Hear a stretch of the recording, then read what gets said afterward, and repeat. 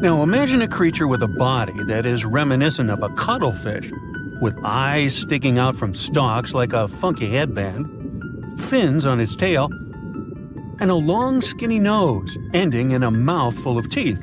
Or maybe this thing could be a claw. Yep, the Tully monster is on the move. It's definitely one of those freaky creatures you wouldn't like to face while scuba diving somewhere. Luckily, it went extinct 300 million years ago. This unusual marine beast was discovered in the 1950s in Illinois, and scientists couldn't even agree what it really was. Some thought it was a vertebrate, which means a group of creatures with a spine, like us humans. But a team of researchers in Japan studied many fossils of the Tully monster, using advanced laser scanning technology to check them in detail in 3 dimensions. There's still a lot they don't know about the Tully monster, but they managed to realize it didn't have any spine at all. Now the next step was to see what type of invertebrate it was. Could it be vertebrate-like, such as a land sled? Or are we talking about something closer to snails and worms? They also discovered the creature had segmentation in the head area that extended from its body, and that's not something bony creatures have. Still, in recent years, some researchers had the idea the Tully beastie could be related to jawless fish such as lampreys. These fellows belong to the most ancient group of vertebrates and are not pleasant to see either. In the case of lampreys, we're not talking about extinct animals. They're still out there somewhere, wandering the ocean and scaring other animals, or you, if you see it in the northern and western parts of the Atlantic Ocean where they live. And they've been here really long, even before the dinosaurs. A long time ago, long before humans or I even existed, there were eurypterids, weird creatures from a group we call arthropods, which includes spiders, insects, and crabs. But eurypterids were unlike anything you've ever seen before. They had a body shape similar to horseshoe crabs, with many segments that made up their body. Instead of legs, they had special appendages at the front that acted like oars. Some even call them giant scorpions, but most eurypterids were actually quite small, except for this special one, which was truly enormous. It could grow to a staggering length of about 8 feet. Wow! The next time you see a crab scuttling along the beach or a spider swimming its web, remember, we're lucky we only got mild versions of their ancient relatives, which, by the way, disappeared hundreds of millions of years ago. Whew. Now, some eurypterids were pretty fierce and fast predators. They would swiftly swim after their prey, chasing them down in the water. Others were more like scavengers, living on the bottom and feeding on whatever they could find along the way. They had a taste for the leftovers, like some sort of cleanup crew of the ancient oceans. Eurypterids love to spend their time in brackish water environments. It's water with more salinity than fresh water, but still less than seawater. Now imagine you're just floating around and all of a sudden you see this guy. No, it's not some weird tiny spaceship, and you won't see it floating in space, even though that's where it would perfectly fit in, as some weird creature from another planet you'd see in sci-fi movies. You'd actually see it floating in the sea, because we're talking about a really small animal with enormous eyes called Deadlier. Each of its eye bulbs was about a quarter of its whole body length. That's what gives it that space look, like it might live on one of the oceans under the surface where we look for life, like Europa, one of Jupiter's moons, or Titan, Saturn's biggest moon. I could easily imagine creatures like Deadlier giving us a warm welcome once we get to Mars, too. Deadlier had great vision. It would keep a keen eye out for any movement in its surroundings. Once it noticed something, it would swiftly launch its spiky appendages forward. At first, these things looked like tools for fixing stuff, but Deadlier actually used them to capture smaller arthropods. The unusual thing is that even though it had such great eyesight, Deadlier still spent most of its time catching prey in brighter waters near the surface. And yet, scientists found its fossils in the rock layers that are more often associated with darker environments, where animals such as deep-sea crinoids and vampire squids reside today. It's confusing.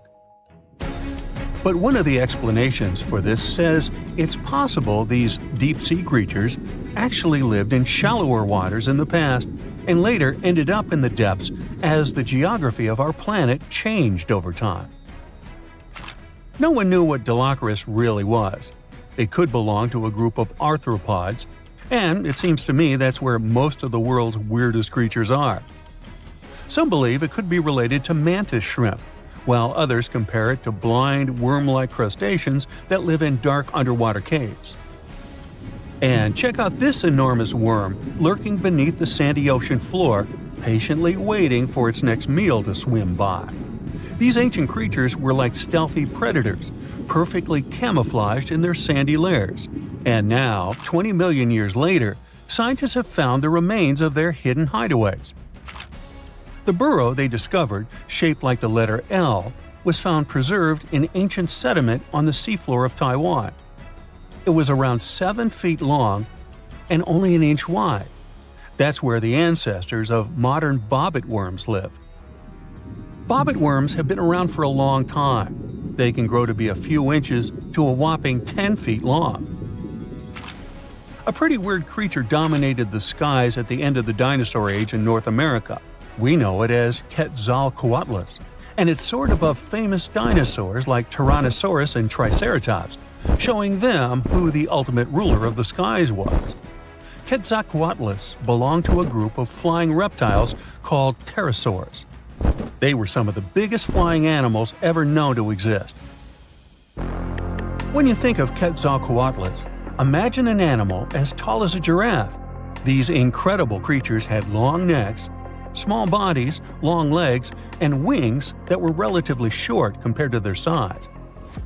The biggest of its kind was really massive and held the title of being the largest flying creature of all time. They had long, pointed skulls, while some also had short crests at the back of their heads. And for a long time, researchers were confused about how these giant pterosaurs hunted for food.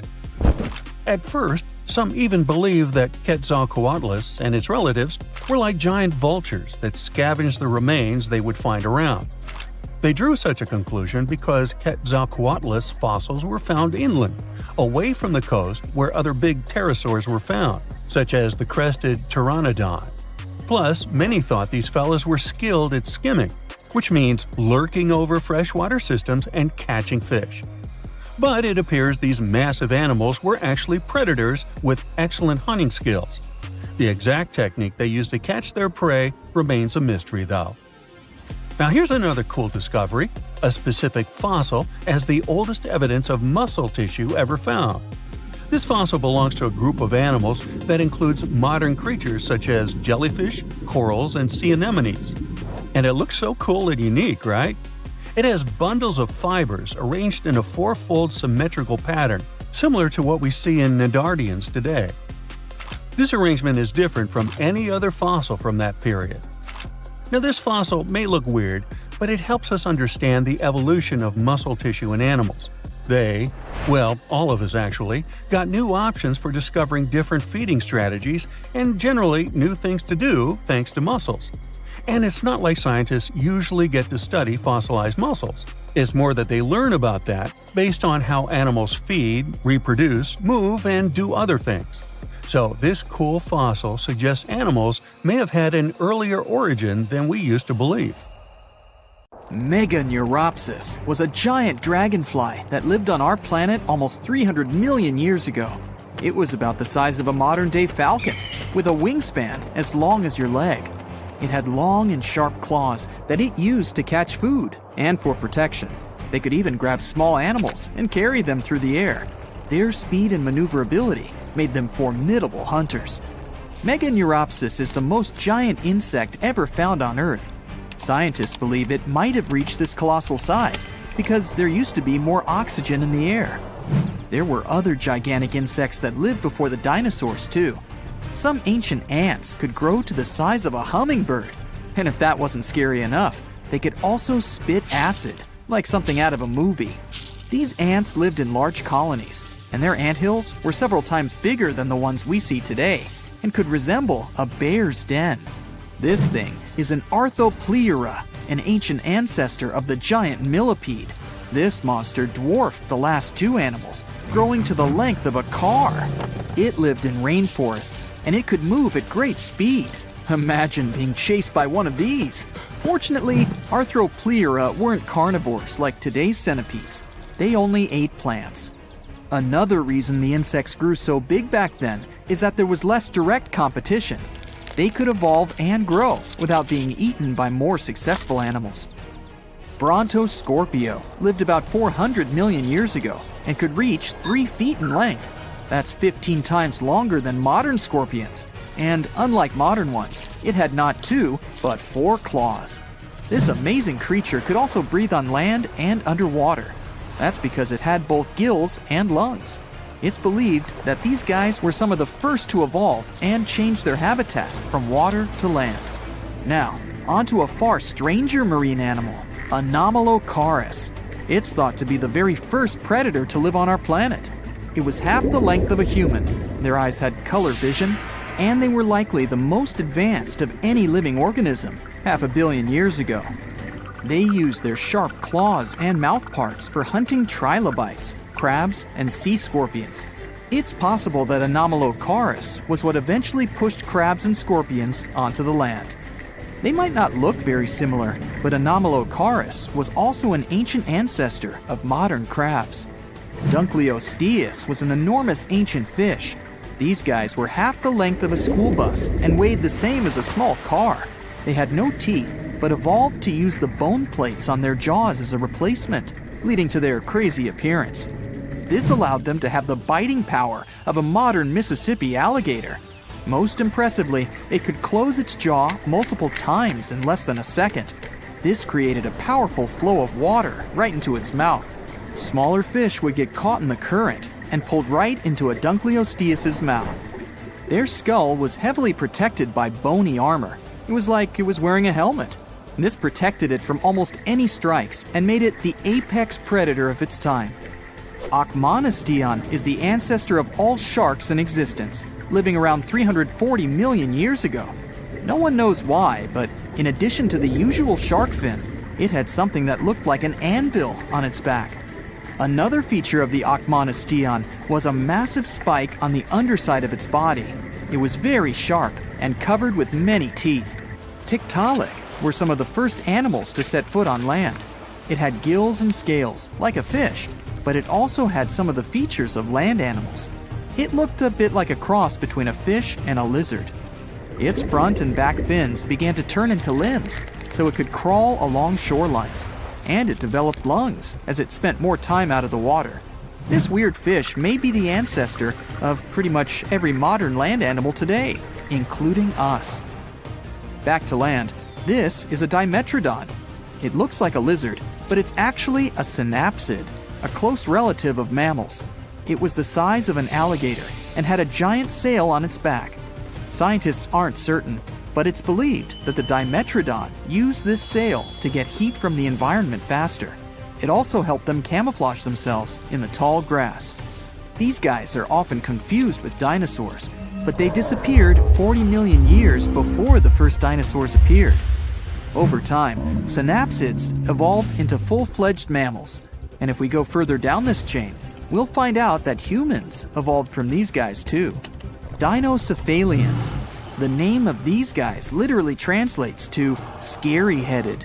This is because, in the process of evolution, their skulls became much thicker. These creatures were usually 19 feet long and weighed the same as a car. Some of them had long fangs like a saber-toothed tiger, but these giant lizards were herbivores. That doesn't mean that they were completely peaceful and docile, though. Scientists believe they fought within their species. They smashed their heavy foreheads into each other, like rams do now. Dinocephalians existed at a time when all our continents were still connected in a supercontinent, called Pangaea. Gorgonopsia looked a little like Dinocephalians, only these guys were carnivores. They were about the size of a wolf, but they spent a lot of time in water too. They usually lived on coastlines and could dive into the sea looking for food. They were also the first predators that could run fast. This is one reason why Gorgonopsia ruled the world about 265 million years ago.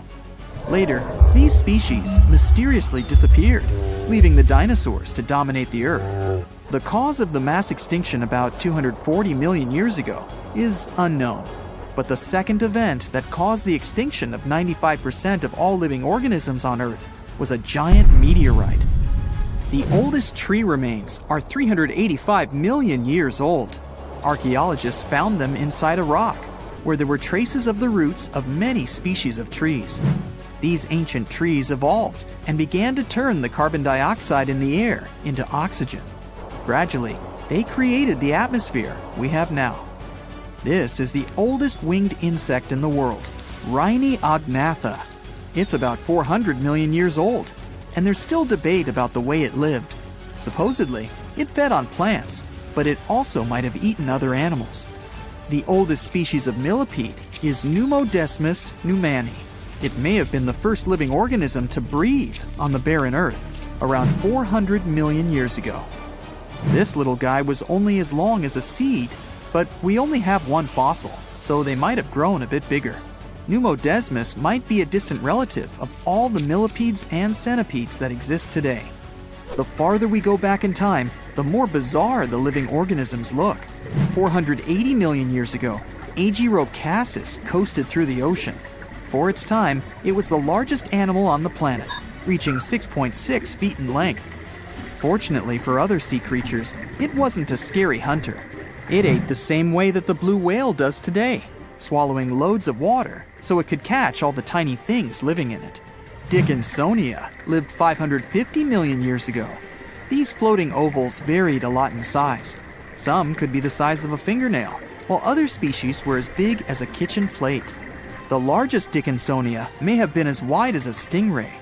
These animals are so primitive that they didn't even have a skeleton. Some scientists thought it wasn't even an animal, but a fungus. But that was later disproven. Charnia was another animal that scientists originally thought was a plant. They believed that it was just the leaf of something like a fern. They realized that it was an animal when it was found that Charnia lived deep underwater, where photosynthesis is impossible. These guys swam near the bottom of the sea and fed on nutrients from the water. Instead of a traditional digestive system, these things had filters. They ran water through them to catch food in it, like the Agirocassis. The first living organism is thought to have appeared about 4.2 billion years ago. When the oceans first formed, they were filled with things needed for life to exist. Under high temperatures, this matter began to interact and join together, forming the first living organism. This is why we look for planets with liquid water. We know life on Earth started with water, so many people believe that water is the most important factor in the origin of life. Well, hey there! We dive back in time and into the oceans over 500 million years ago, just, because we can. Whoa! Watch out! It's not megalodon or giant sea reptiles you need to look out for here. It's a bizarre, unearthly-looking creature called Anomalocaris. The name means unlike any other shrimp, and I think you'll agree, it looks like a nightmarish cross between a shrimp and a modern-day centipede. 2 tentacles protruding from its face, each lined with razor-sharp teeth. Oh yeah, and this thing was about the size of your leg. With a wave-like movement of the flaps on each side of its body, it was graceful for a terrifying creature. It was also more advanced than any other life on this planet at the time. Especially those huge eyes. You have only one lens in each of yours. This giant shrimp had 16,000. That's 4 times more than a common housefly. And you know how good their vision is. Good enough to dodge that swatter every time. All this allowed Annie to become one of the first animals on this planet to feed on others. Yep, here it is. Earth's first hunter. Its favorite meal? Trilobites. Hey, trilobite. Those are the ancient ancestors of crabs. Some of their fossils have marks on them in the same shape as the monster shrimp's mouthparts. Terrors of the past like this got to be so giant thanks to more oxygen in the atmosphere. A perfect example of this, Meganeuropsis. Imagine a dragonfly. Now make it as big as a cat, and with a wingspan longer than your arm. Megan, the monster-sized dragonfly, could easily grab other insects or even small animals, and she ruled the air with quick movements. Back then, there were still no large birds or other airborne enemies for this behemoth bug, so it was safe and free to grow as large as this planet would allow. Piranhas of the past were also jumbo-sized. Mega piranha was about 3 times the size of the river terrors we have today. Its bite force was about the same as a tiger's, and those striped kitties bite down 2 times harder than lions. That means it probably not only dined on other fish and any land creatures that, got too close to the water, but it could also easily crunch down on large turtles and other unlucky shelled creatures. And fun fact, modern-day piranhas bark like dogs when they're about to enter a confrontation. It actually sounds more like a frog's ribbit. But makes you wonder, what did this mega-sized ancient cousin sound like? A bear roaring? How about giant sea scorpions the size of your bed? Go back about 460 million years, and you'd see them swimming under you. And watch out for that tail. Scientists still don't know if these creatures could use it to inject venom like your standard land scorpion, but something tells me I wouldn't want that thing anywhere near me. Then there's this guy, Tyrannosaurus. Terry looks sort of like a goose with long arms. Oh, and did I mention this goose dino is about 2 stories tall and longer than a bus? Yow! Its arms make the T-Rexes look even more bite-sized, each 8 feet long, almost triple the length of T-Rexes. And on the end, razor-sharp claws the size of your whole arm. Now, don't worry about those lengthy claws too much, though. Terry probably used them to cut through giant termite nests. So, this huge reptilian goose was more interested in eating bugs and plants. Another mega monster for you, Megatherium. The giant ground sloth could look a giraffe straight in the eye and weighed as much as a hippo. It moved mainly on its hind legs and used its massive tail as support. He had huge paws with colossal knife-sized claws. The sloth could use them to defend itself from enemies and to bend tree branches in search of food. But the biggest danger to the giant ground sloth wasn't dinosaurs or saber-toothed tigers. It was our own species. Yep, humans showed up just in time to meet this fellow and to, eat him up. Titanoboa was a terrifying 50-foot snake, as long as the great megalodon itself. It was also more than 2 times heavier than the heavyweight champion among snakes today, the green anaconda. Crocodiles were a regular on this serpent's menu. Titanoboa could swim 3 times faster than the fastest Olympic swimmer our species has ever seen. It was quicker and more dangerous in the water than outside it. And don't forget the boa part of its name. This massive snake wasn't venomous. Instead, it liked to squeeze. Remember that giant shrimp from earlier? Well, Opabenia looks like its teeny-tiny finger-sized cousin. And instead of 2 toothy tentacles, this thing had a vacuum hose coming out of its face. On the end of that trunk, what looks like a single crab claw. Add 5 eyes and a mouth under its head, and you've got a recipe for something not of this planet. Only it is. This creature used its trunk like an elephant does. Its claw grabbed food from the bottom of the ocean and brought it up to its mouth. This thing is so weird-looking that, apparently, when the scientists who discovered it presented his findings to an audience, they all laughed as if he were joking. Now, a real-life monster, the Tully monster. From a distance, it looks a bit like Nessie, that long neck and teeth-lined jaws. But get closer, and you'll see it's more like a long nose with a mouth attached at the end, like a mosquito. Its eyes are further back, sticking out of tubes all snail-like. Tully was an ancient mollusk, about the size of your forearm. It probably dined on jellyfish and shrimp 300 million years ago.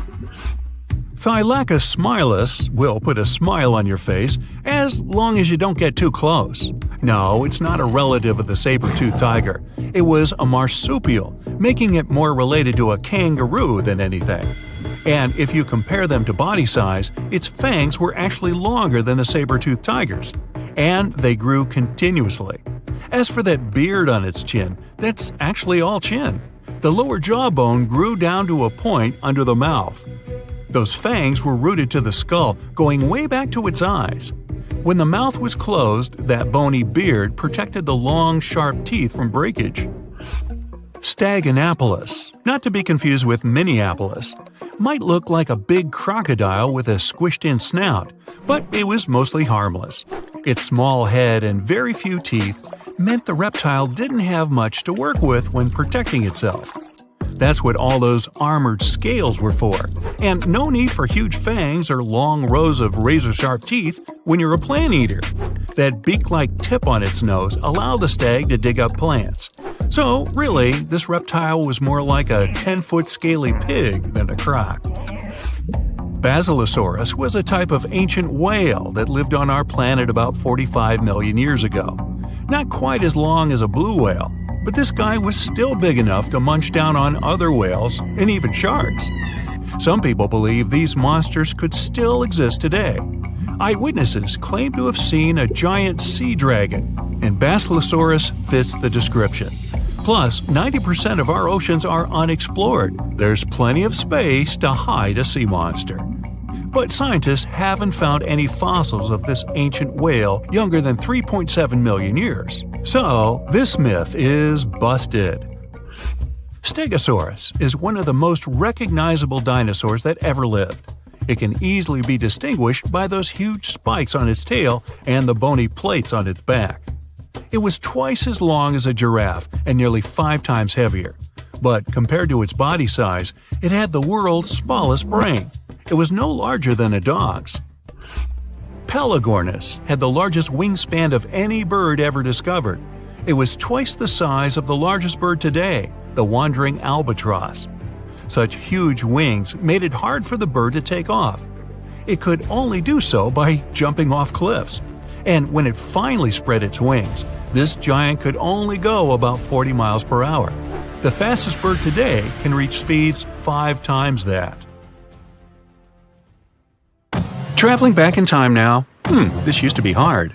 We fly past the Middle Ages, the first human civilization, the ancient ancestors of the first humans, the dinosaurs, the first land animals, the ancient sea creatures, and so on to the very beginning of all time. And there it is. This nebula is our solar system. Right now, it's just a cloud of multicolored dust made of hydrogen and helium spinning around. This cloud has begun to shrink and become denser. There's a theory that there were supernova explosions near our nebula. Their shock waves squeezed the nebula from different sides until the center of the cloud became too heavy. The enormous weight presses it, and nuclear chain reactions begin at the very center of this cloud. It heats the cloud and makes it glow. Soon it forms into a dense sphere, and that's how our sun is born. It happened about 4.5 billion years ago. Our planet doesn't exist yet. There's only a disk of dust and space debris orbiting the young sun. These pieces of debris are fusing gradually and getting heavier and heavier. Let's look at the very center of this pile of asteroids. The total weight of the debris compresses the central region so much that a dense metallic core is forming there. The enormous pressure heats the core, and the temperature at the center of the young Earth reaches nearly 10,800 degrees. And there's a liquid core around the solid one. It creates the magnetic field of our planet.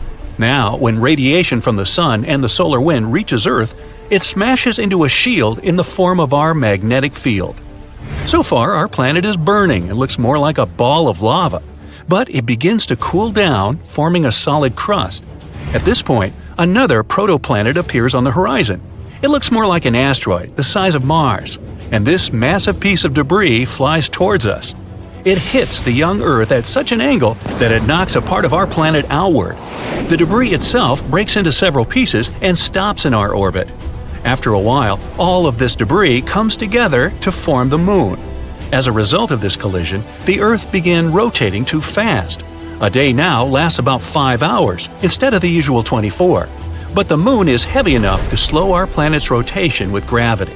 Now, the Earth doesn't look like a hospitable place. The gravitational forces of the Moon are penetrating deep into the Earth and causing more volcanic activity. Also, meteorites are constantly falling here, causing frequent explosions on the surface. Ow! The gas that comes out of the volcanoes forms our atmosphere. The ice that was brought to our planet on meteorites evaporates. The vapor rises and turns into rain. This rainwater falls to the surface, cooling the hot lava and forming the first lakes and rivers. For several 100 million more years, Earth resembles the surface of Venus. It's a lifeless place with a bunch of volcanoes, acid rains, and no oxygen to breathe. The sun wasn't as bright as it is now. Plus, the sun's rays could barely pass through tons of volcanic dust in the atmosphere. But about 3.5 billion years ago, the first life appears here in the form of single-celled organisms that didn't need oxygen. They appeared in the shallow, warm parts of the ocean near the shore. These bacteria reigned on Earth for nearly 2 billion years throughout the Archean eon. They left stromatolites. These are stone pillars at the bottom of shallow, warm water. They're the product of simple organisms and bacteria. These bacteria evolved until they learned photosynthesis. Bacteria began to produce oxygen by absorbing the energy of sunlight. At first, this oxygen was spent on oxidizing rocks, but then excess oxygen began to fill the atmosphere. Plus, at this time, the first algae appeared, which also produced oxygen. This event is called the Great Oxidation Event, good name, which caused almost all living organisms to disappear from the face of the Earth. For simple organisms, oxygen was toxic, and the remains of bacteria and microorganisms sank to the bottom of the ocean. Many millions of years later, these remains will be recycled, and under the tremendous pressure of water and the Earth's crust, they will turn into oil. The Archean eon ended with this catastrophe about 2.5 billion years ago. At the same time, continents were forming on Earth, which would later drift through the world's oceans like puzzles and form a supercontinent. But for now, methane and carbon dioxide still make up most of the atmosphere. They cause the greenhouse effect and the rising temperatures on Earth. But the emergence of oxygen stops the greenhouse effect, and the temperature on our planet drops. An ice age, the so-called Huronian glaciation, which lasted from 2.4 to 2.1 billion years ago, begins. Scientists speculate that our planet was almost completely covered in ice at that time, even on the hot equator. A huge change when you consider that 2 billion years ago, our planet was like a ball and lava, but now it's like a block of ice. Earth, during the Huronian glaciation, was more like Jupiter's satellite Europa. There, too, is a thick crust of ice, under which there's a liquid ocean heated by the core. The evolution of the Sun saved our planet. Since its birth 4.5 billion years ago, it's been getting bigger and hotter. So, after 300 million years of an ice age, the Earth began to warm up. But almost all life there had been wiped out, and evolution has to start all over again. About 1 billion years ago, all of the continents of our planet were assembled into one hypothesized supercontinent, Rodinia, and all the oceans made up one colossal ocean of Miravia. 750 million years ago, that continent broke apart and huge chunks of land began drifting across the planet. Complex plants and multicellular organisms appeared just at this time. Algae, sponges, and fungi weren't the only inhabitants of the ocean. This is Sprigina. They're a kind of worms the size of a human finger. We have remains of these animals that are at least about 550 million years old. 541 million years ago, the Phanerozoic eon began. The main event at that time is the Cambrian explosion. Life began to blossom on Earth, and a great variety of living organisms appeared. Mollusks and echinoderms like starfish and sea urchins appeared. Living organisms evolved, having not only an internal but also an external skeleton, like trilobites. Some of these things could reach nearly 3 feet in length. Their protective shells suggest that there were predators in the ocean. A food chain started forming at that time. At the same moment, the drifting continents fused again. This supercontinent has a different shape and is called Pannotia. Later, these continents drifted apart again and began to collide with each other. This led to the formation of mountain ranges. Then the continents met for the last time and formed the giant supercontinent Pangaea about 335 million years ago. Here we can already see the outline of the modern continents of Africa, North and South America, Australia, and Eurasia. One of the largest sea creatures ever, the Dunkleosaurus, appeared. Some individuals could be as long as a school bus and weigh as much as a large SUV. The land had a hot and humid climate. It encouraged ferns and other plants to grow faster. Some of them could reach the height of a 3-story building. And for the first time in Earth's history, Some animals leave the ocean and go on lands, such as L. generpeton and Ichthyostega. Anyway, at first, they live only on the coast because their skin wasn't adapted to the constant sunlight. In addition, they experience breathing problems. The first animals on land had both gills and lungs, but the lungs were underdeveloped, so they had to return to the water. Millions of years later, these animals evolved into more advanced amphibians. Though they were no bigger than ordinary lizards, they could already live fully on land. But this blossoming of life ended in a new ice age. Glaciers from the poles slowly crept toward the equator. Animals weren't prepared for this, and most of them didn't survive this extinction event. But 290 million years ago, evolution retook hold and more evolved land animals began to appear. Gradually, they increased in size, multiplied, and gave birth to a new species like Scutosaurus and Gorgonopsis. But this period didn't last long either. Only 40 million years later, as a result of unknown events, 95% of all living organisms on Earth ceased to exist. It could have been caused by a giant meteorite or by increased volcanic activity. Also, one hypothesis says it could have been the release of methane from the bottom of the ocean. The Mesozoic era began after this extinction. This is where the dinosaurs, as we know them, appeared and started a new page in Earth's history. You're walking along the riverbank. It's quiet, save for the water's peaceful burbling. The hot Georgia sun beats down on your neck. That's when you notice something strange on the ground. Looks like a quarter-sized black coin with a weird pattern on it. You bend over for a closer look. Is it a coin? This thing looks like an ancient seal with a symbol carved in it. It's probably from some long-lost civilization. You could sell it and make a fortune. You crouch down on one knee to pick up your newfound treasure. As soon as your finger touches it, you pull your hand back as fear wells in your gut. It's hairy. You go to pick it up again, digging your nails in the dirt around it to pull it out of the ground. That's when it moves. Your heart jumps in your throat. It's pounding so hard you can feel it in your head. The fear turns to horror when the coin wiggles its way out of the ground. It's no ancient treasure, it's a huge spider. A ravine trapdoor spider, to be precise. This hard, coin-looking growth on the back of its body serves as a shield. The eight-legged terrors burrow into the ground and plug it like a cork, so hungry enemies can't get to them. Or, giant confused humans like you. The spider is venomous, but its bite isn't toxic to humans. Whew, lucky you. But I didn't say you wouldn't feel it. Best stay away from those sizable pincer-like fangs. Ow! Well, so much for your riches. Perhaps fortune awaits you in Mexico's Baja California peninsula. You're walking on dried-up ground when you notice a long white stripe up ahead. You get closer. Oh, looks like a super long worm, you think to yourself. But it doesn't move like any worm you've ever seen. That's when you see it has arms and a head. This pale creature with black beady eyes is a Mexican mole lizard. It lives in the ground where all its dinner of insects and termites hang out. It rarely comes out, so you're pretty lucky to have seen this bizarre reptile. Now you're in a rainforest in northeastern Australia. Ahead, half hidden among the trees, you notice something large and round. This mysterious figure lying on the ground is covered in black hair. At first, you think it's a bear curled up sleeping. But that wouldn't make any sense. There are no bears down under. You're getting closer when a twig snaps under your foot. The thing hears you and springs to its legs. It turns to you, and you now see this is a bizarre and beautiful bird. That black hair is actually a thick coat of long, fine feathers. This formidable fowl has a bright blue head with a large horn on top. It stands on two powerful legs with a dagger-like claw on each foot that can be as long as your hand. Take away those feathers, and you might mistake this thing for a velociraptor.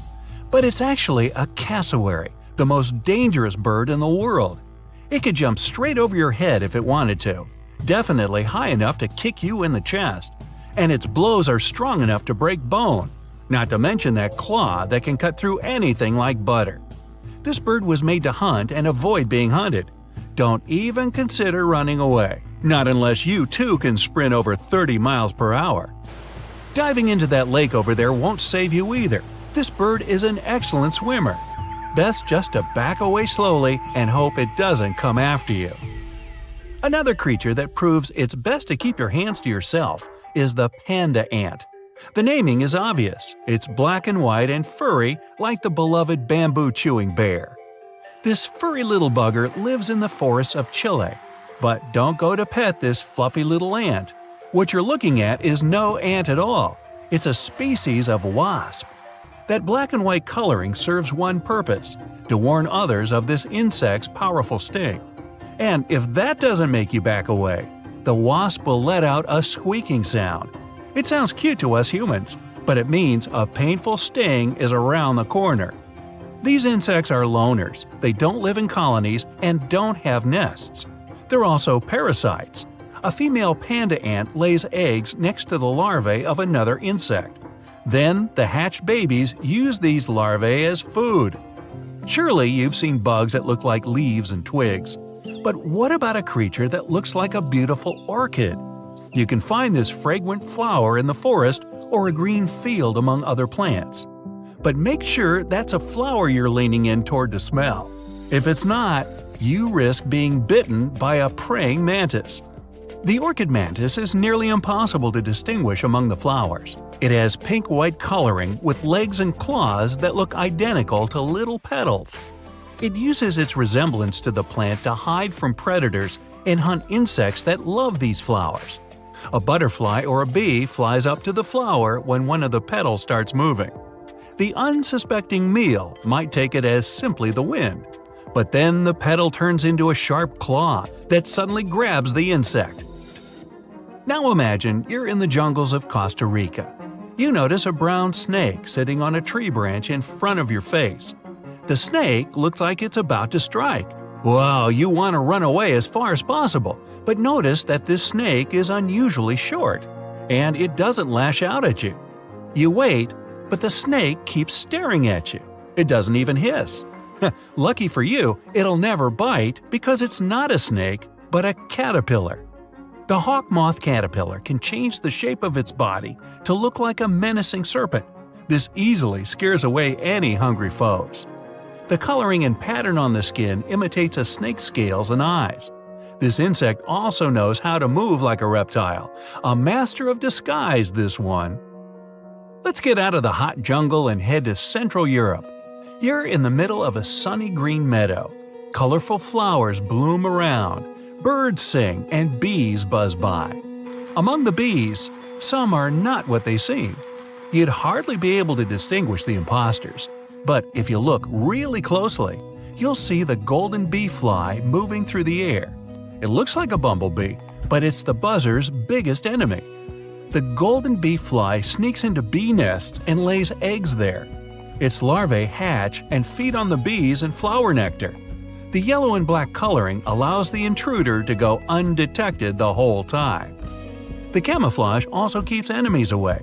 Nothing would touch this fly if it thinks it'll get a bumblebee sting. The next spot on your journey is the rainforest in southern Thailand. Now, be extra careful and watch your step. Not because the next animal is poisonous or bites, but because you might actually step on it. The leaves from the trees have fallen and turned a gray-brown hue. Among these leaves, it's tough to distinguish the Malaysian horned leaf frog.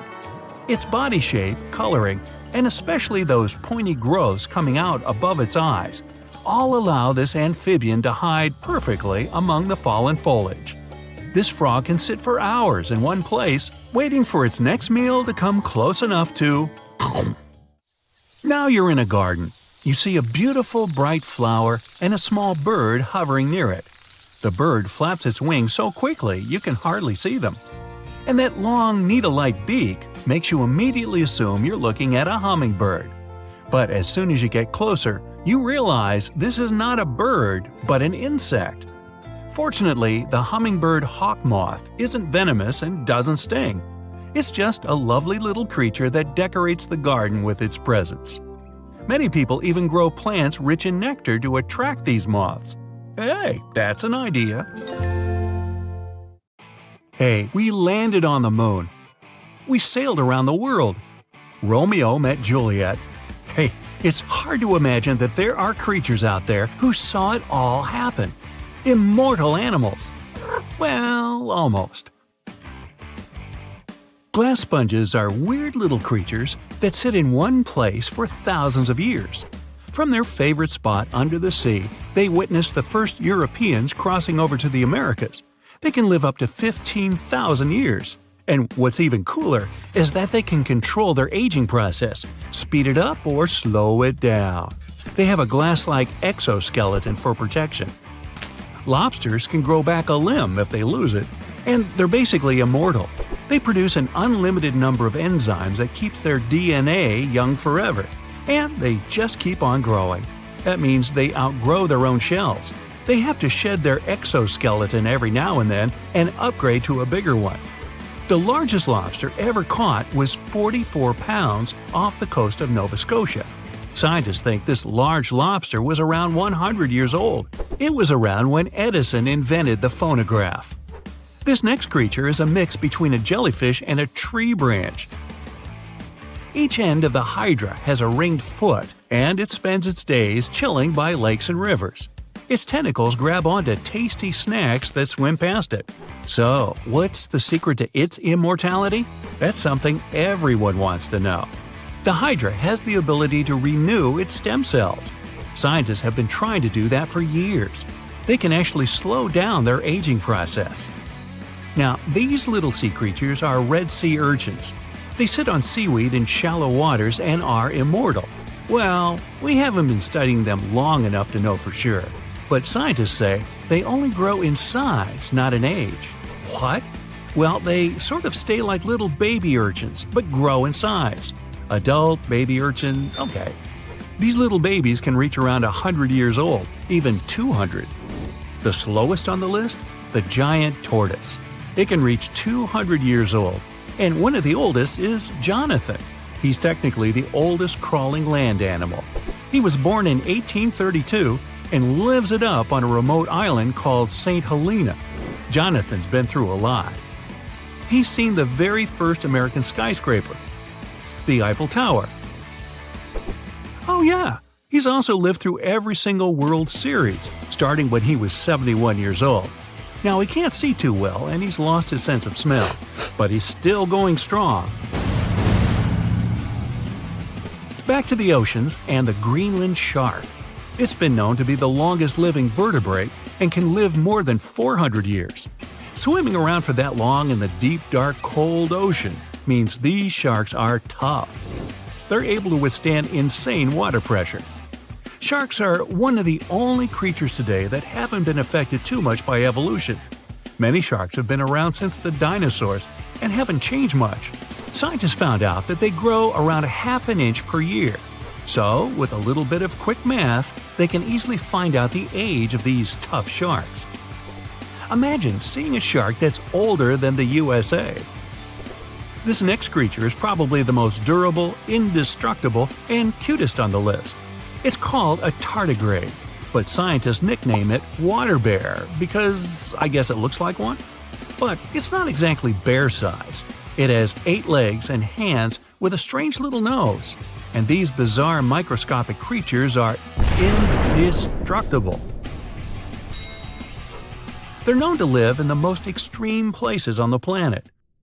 They're fine with temperatures as high as 300 and as low as minus 330. Volcanoes, frozen desert nights, they can even handle radiation and massive amounts of pressure in the deepest parts of the ocean. They can even survive the vacuum in space. No tiny little spacesuit or anything.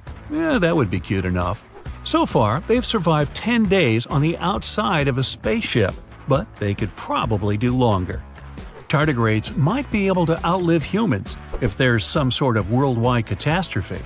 Microscopic organisms in charge of the planet. Wonder what that would look like. Whether it's all the volcanoes erupting at once, or another ice age, or even another pesky asteroid. Tardigrades probably wouldn't even notice. Scientists are studying them to see if they can help us with some next-level biotech. Now, just for fun, here's the mayfly. This poor little insect doesn't even make it past 24 hours on average. Females and males can make it to a whopping 2 days old. Talk about living in the moment.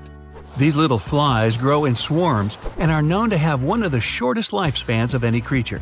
But as a species, well, they've been around for hundreds of millions of years.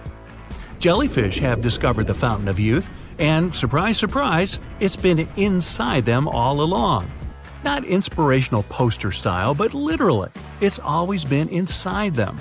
Jellyfish are able to reverse their aging process whenever they want. Imagine you're swimming along and then you think to yourself, gee, I kind of want to be 8 again. And poof, there you are. Who wouldn't want to go back to being 8? That's how jellyfish stay young and live stress-free. These brainless and boneless creatures can turn the clock back anytime they want, as long as no one bothers them. They're super chill, just floating in whatever direction the current takes them. Like, go with the flow? This creature looks like something right out of a sci-fi movie, and you could say it has sort of alien features. The giant weta outweighs a mouse and is considered one of the biggest insects out there. You find these big bugs in New Zealand. While jellyfish can reverse their aging process, some members of the weta family can come back to life. Talk about superpowers. If they get completely frozen, they start to make special proteins that stop their organs from getting ruined. After whatever amount of time they're frozen, they can be thawed out and brought back to life, like nothing ever happened. In fact, the giant weta has ears on its knees in its front legs. And because it can resurrect, it's also called the zombie bug. Planaria are flatworms that are unique. Apart from being practically immortal, they're the ultimate regeneration machines for lost body parts. If you take one of them and divide its body into 10 parts, you'll end up with 10 new planaria. You keep dividing them up, they'll keep multiplying, even though they're usually less than an inch long. Imagine if we could figure out how to do that. Would that be a way for us to live forever? Or would we end up with a totally crazy world with copies of everyone walking around? How about the world's fastest relay team, 4 identical Usain Bolts? Now, clams have been around for a really long time. Scientists have discovered that they can live up to 400 years old. These little shelled creatures are the ones that create those shiny little pearls everyone loves. A clam will go into action mode when a parasite gets inside. The clam tries to cover the parasite with a bunch of special chemicals, the same ones it uses to make the inside of its shell. That's when the magic starts to happen. When these chemicals harden up, they make a shiny, glossy pearl. The more chemicals, the bigger the pearl. Now, this long, slippery-looking creature lives deep in the caves of Europe. The olm can live up to be 100 years old. It spends its days hunting for little insects, snails, and crabs with its tiny front arms and wriggling snake-like body. Its skin is so pale that some locals even call it the human fish. Hey, wait a minute. The olm is almost blind, but it can still detect light. It just mostly does it through its skin. Like other blind animals, it has a supercharged sense of hearing and smell. It gets its distinct look from those little red gills around its neck. The original Superman from comic books didn't fly. He leaped from one tall building to another in a single bound. But animators who were working on a Superman animated series in the 1940s complained that the whole leaping thing would look silly on the screen. That's how Superman got his superpower of taking off into the air. Just 20% of laughter is caused by jokes and funny situations. The rest is people reacting to questions like, "How are you doing?" and regular statements. It helps to form social bonds. People who laugh together get closer. We humans are just one of the world's 8.7 million estimated species. This number includes 611,000 mushroom mold and other fungi species, 298,000 plant species, 7.8 million animal species. You've got the idea. There are 4 main facial expressions: angry, afraid or surprised, happy, and sad. But besides these basic ones, you can create up to 7,000 more. By the way, facial expressions that are genuine are more likely to be symmetrical.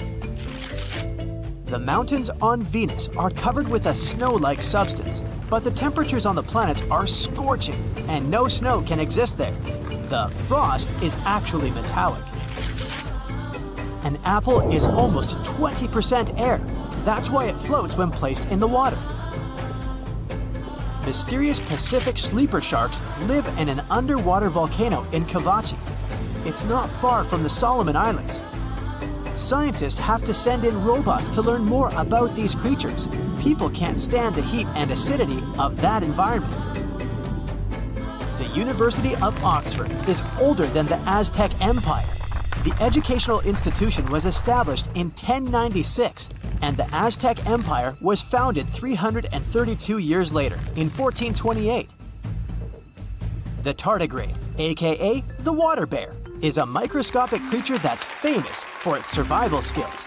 It can live through extreme temperatures from 300 to negative 458 degrees Fahrenheit, and a pressure that's 6 times stronger than the ocean floor. The creature can also survive in a complete vacuum.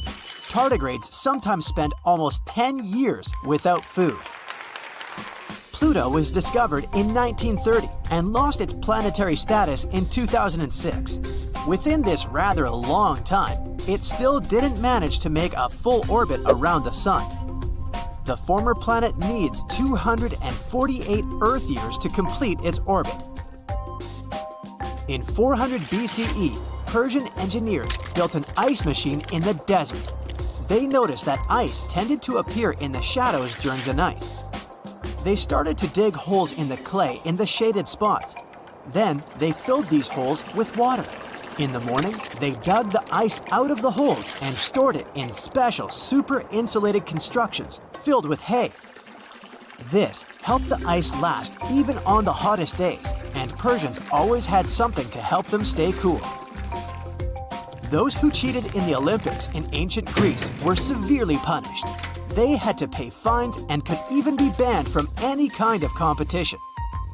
Interestingly, the fines were used to build bronze statues of those cheating athletes near the entrance of the Olympic Stadium with a description of how they had cheated. On average, a drop of water spends around 9 days in the atmosphere before it falls back to Earth. And if it ends up in the ocean, it sometimes takes more than 3,000 years before it evaporates again. John Mitchell was the first person to speculate about the existence of black holes. It happened in 1783. In his paper, he called them black stars. Unfortunately, his theory was forgotten until the 1970s. Raw sweet potatoes aren't actually sweet, but once you start heating them during cooking, a special enzyme called beta amylase breaks down the tasteless starch, turning it into sugar. The M100 galaxy is 55 million light-years away from Earth. This is a mind-boggling distance. The galaxy itself is 107,000 light-years across. It's a bit bigger than our home Milky Way galaxy. In 2006, Qatar Telecom had a charity auction where they offered a unique phone number, 666-6666. An anonymous bidder bought it for $2.7 million. Showers are famous for being able to spark creativity. When you're taking a warm shower, you usually feel relaxed and happy. Your dopamine level grows, increasing your chances of getting excellent ideas. The hashtag symbol has an official name, Octothorpe. It's a made-up word that was created in the same place where the telephone came from, Bell Laboratories. Back in the past, when there were no terabytes or even gigabytes yet, megabytes used to weigh a lot. The first computer, which was built in 1956, had a hard drive, or something similar to that. This hard drive's capacity was 5 megabytes. But the cabinet it was kept in weighed around 1 ton. Butterflies taste food with their feet because their taste sensors are there. If you were a butterfly, you could taste your pizza just by standing on it. Octopuses lay from 20,000 to 100,000 eggs at a time. The mother octopus doesn't eat for half a year, protecting the eggs. When baby octopuses get born, they aren't bigger than rice grains. A big oak tree can drink 100 gallons of water a day, and a giant sequoia usually consumes 500 gallons daily. The inhabitants of Setenil de las Bodegas in Spain literally live under a rock. People work, study, and go for a walk beneath a huge rocky outcropping. Their homes are built right into the side of the rock. However hot it is outside, you still won't be able to cook an egg on a sidewalk. The highest sidewalk temperature can be more than 140 degrees Fahrenheit. But to cook an egg, you need at least 158 degrees Fahrenheit. Concrete is a great heat conductor, but it's not hot enough to make breakfast. There is a sea with borders defined not by land, but by ocean currents. It's the Sargasso Sea in the Atlantic Ocean, not far from Bermuda. Several currents create a large still area of salty water filled with floating seaweed. Hummingbirds are tiny creatures, but one particular species, the bee hummingbird, breaks all records. The thing is so minuscule it often gets mistaken for an insect. The bird also weighs less than a dime. Hot chocolate tastes better if you drink it out of an orange cup. Researchers asked 57 volunteers to try the same hot chocolate out of red, cream, white, and orange cups. Almost all the participants agreed that the chocolate tastes better when served in orange cups. It proved that the way something is served influences your perception of its taste. Gravity-defying geckos have millions of tiny branched hairs on their bulbous toes. This system lets geckos stick and unstick their feet at breakneck speed, scurrying across surfaces at 20 body lengths per second. It's a proven fact that when you're on the computer, you blink less. In everyday life, you blink around 20 times per minute. But when you're using a computer, it's only 7 times per minute. What's even more interesting, you also read 10% more slowly when you're looking at a computer screen or any other electronic device. African buffalo herds often make decisions by voting. For example, when they choose where to travel, animals would stand up one by one, look in a particular direction, and then lie down again. In most cases, the herd then moves in the direction that's got the most looks. One bamboo species holds the world record for being the fastest growing on Earth. It grows 35 inches per day. When some Massachusetts residents feel like playing a song or two instead of grabbing a guitar, they go for a typewriter. In 2004, the Boston Typewriter Orchestra performed for the first time. The orchestra members produced unusual music with the help of old typewriters and have already released one album. The horseshoe crab has eyes all over its body. The creature has 10 of them, some on top of the animal shell, some down on its tail, and the rest near its mouth. All these eyes help the crab get around. Now, you can't find living dinosaurs nowadays, which is a good thing, mostly, but you can still meet some creatures that might have gone to lunch with them. The frilled shark, for example, is a living fossil that comes from a family of sharks that have been around for about 80 million years. One of the coolest things about it is its long, eel-like body that can grow as long as 6 feet. It has 6 pairs of gills on its throat, which help the frilled shark breathe in the deep, cold ocean where there isn't much oxygen. The shark can move very quickly, like a snake, to catch its prey when it least expects it. Little frilled sharks take an exceptionally long time to grow, up to 3.5 years, which is one of the longest times for any animal with a backbone. The Chinese giant salamander is another living fossil that can tell you what was going on Earth around 170 million years ago. Now, when I say tell, I really mean it, as it can make sounds like hisses, whistles, and barks, and even a noise that sounds like a crying kid. The biggest Chinese salamander found so far weighed 130 pounds, as heavy as 2 Dalmatians, and was almost 6 feet long. Giant salamanders like to be alone. Hey, I want to be alone. And will chase away other salamanders from their space, except when it's time to start a family. During the day, they hide and sleep under rocks. They can make a special substance from their skin that keeps predators away. Now, gharials are reptiles that have been around for about 38 million years. They live in India and Nepal in slow-moving, muddy rivers. Sadly, there are very few gharials left in the wild, less than 100. These creatures can't control their body temperature, so they need to sunbathe to get warm or cool down in the water if they get too hot. Their eyes are close together and face forward, which helps them see in 3 dimensions and judge distances more accurately. Gharials also have a transparent third eyelid that protects their eyes when they're underwater. They have over 100 sharp teeth, but they can't chew their food. Instead, they use their strong jaws to grab prey and then, swallow it whole. The alligator gar is a fish that has a family history of more than 100 million years. It still has some cool features from ancient times, like being able to breathe both air and water. It also has a special spiral-shaped intestine, like a shark.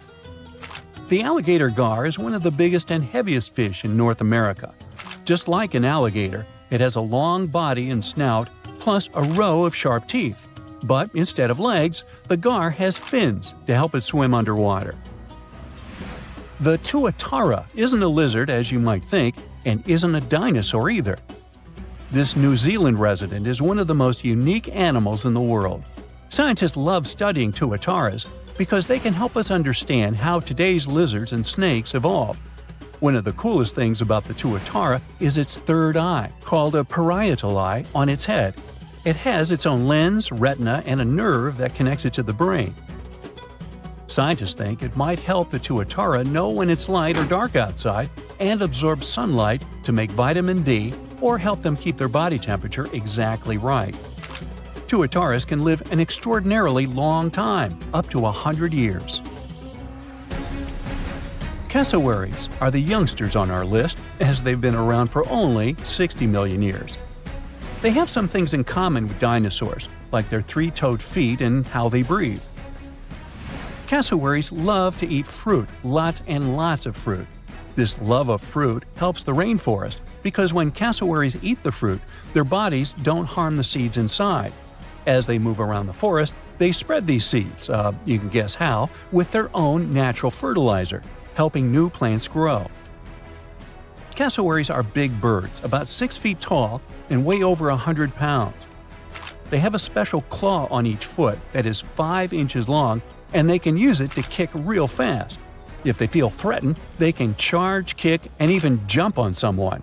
They can also leap up to 5 feet in the air. So, the best thing to do is stay far, far away from where they live. The order Notostraca is a group of crustaceans that you may know as tadpole shrimp or shield shrimps. These animals have been around for about 360 million years. They have a wide, flat shell that covers their head, and they have a pair of eyes on top. These creatures can be found all over the world in different kinds of water, like freshwater, brackish water, and even salty pools. They can also look different depending on where they live. Notostracans aren't picky eaters and can snack on pretty much anything, from plants to small animals and other shrimps. Some of them are considered pests in places like California rice paddies because they stir up the mud, which blocks sunlight from reaching the young rice plants. Sturgeons are some of the largest fish species on the planet. They live only in the cool waters of the northern hemisphere and never travel below the equator. Even though they are huge, sturgeons don't have teeth. They eat by sucking food off the bottom of rivers, gulfs, lakes, and oceans. Scientists believe that sturgeons came from a group of fish that first appeared around 419 million years ago, long before dinosaurs even existed. Their ancestors survived a big extinction event that wiped out 90% of all species and went on to become the largest fish in many rivers in North America and Eurasia. Sturgeons can live up to 100 years old or even older. Female sturgeons can lay up to 3 million eggs at a time, but not all of the eggs eventually turn into real fish. Our next hero, the Pacific lamprey, has successfully lived through at least 4 mass extinctions. Its ancient ancestors evolved over 450 million years ago. These creatures have cartilage instead of bones and a third eye, which is a special light-sensing organ on top of their heads. Instead of a regular jaw, they have a mouth surrounded by teeth. They latch onto prey and sup up body fluids like real underwater vampires. And although he wasn't living underwater, the story goes that King Henry I of England might have lost his life because of a lamprey.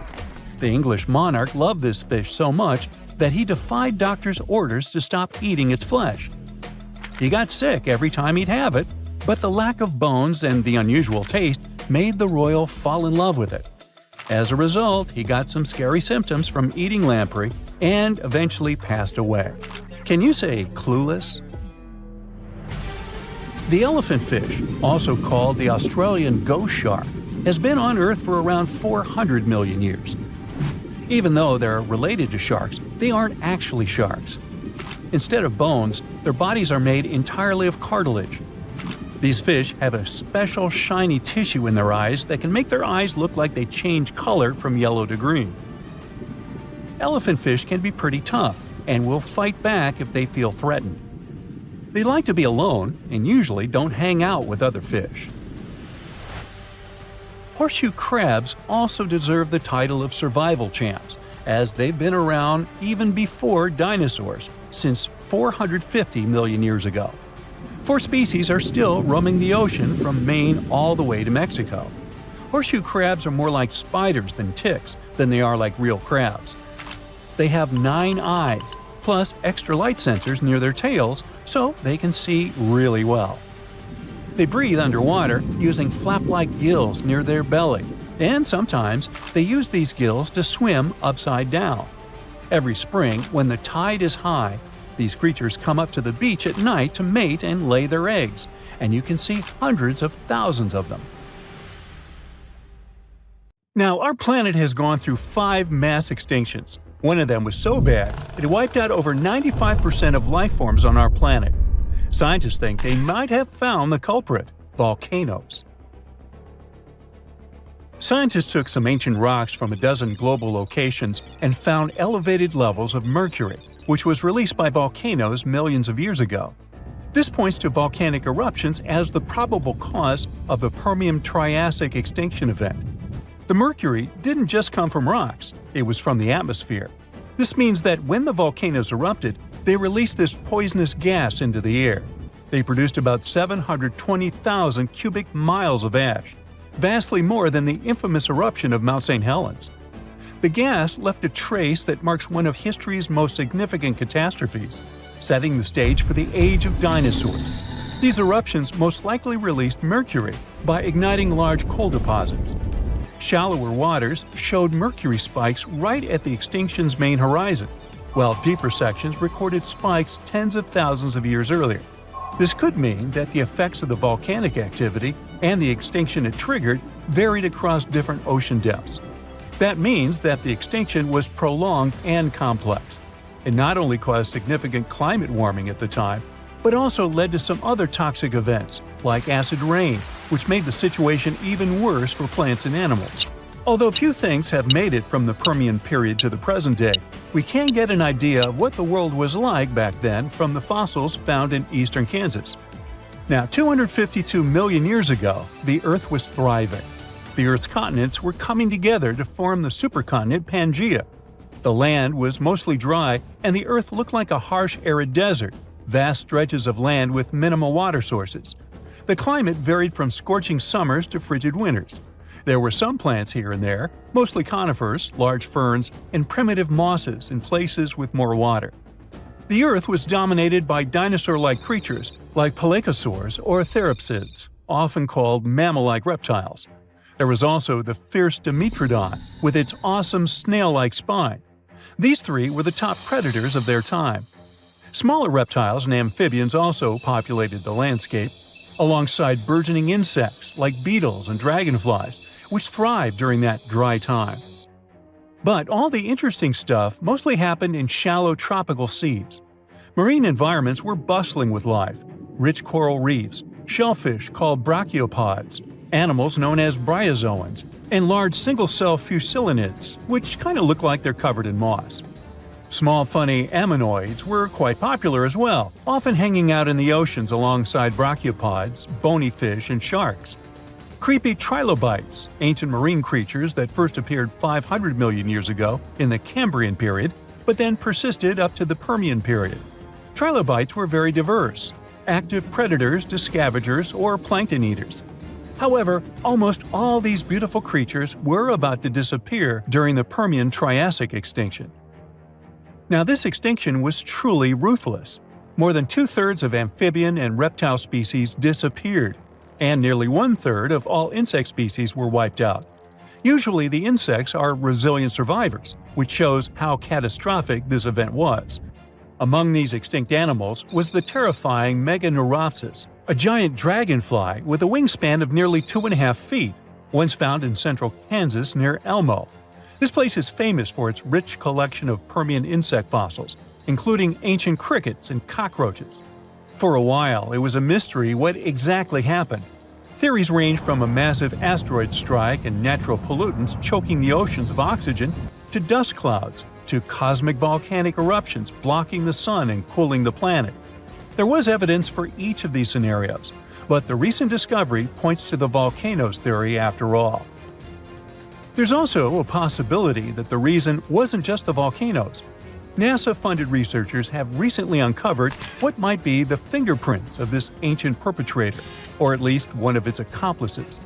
By investigating rocks around the globe, they've found evidence pointing to a massive asteroid strike as a possible culprit. They found unusual molecules shaped like soccer balls, known as fullerenes. These molecules contain rare gases that usually come from space. This suggests that an enormous space rock, perhaps as large as Mount Everest, crashed into the Earth, contributing to extinction.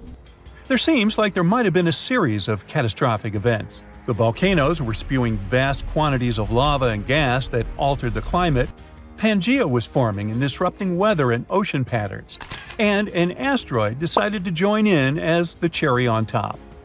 Lucky for us, nature is super persistent and always finds its way to be reborn.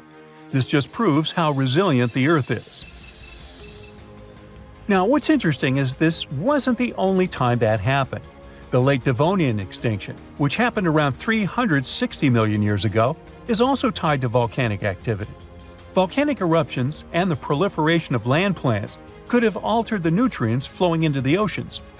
The Triassic-Jurassic extinction, which happened around 200 million years ago, a bit before the dinosaurs, might have also been a result of a volcanoes plus asteroid impact combo.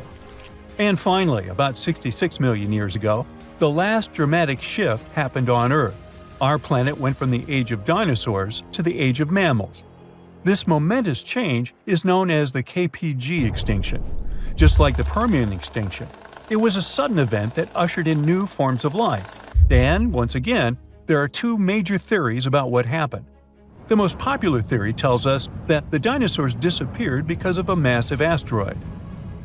The Chicxulub meteorite smashed into present-day southern Mexico, creating the Chicxulub crater. The meteor was about 6 miles wide and hurtling towards Earth at incredible speeds. The impact was so powerful that it vaporized everything nearby instantly and released more energy than any other event in 1 billion years. The aftermath was catastrophic. Earthquakes shook the continents, and the ground itself heaved like a stormy sea.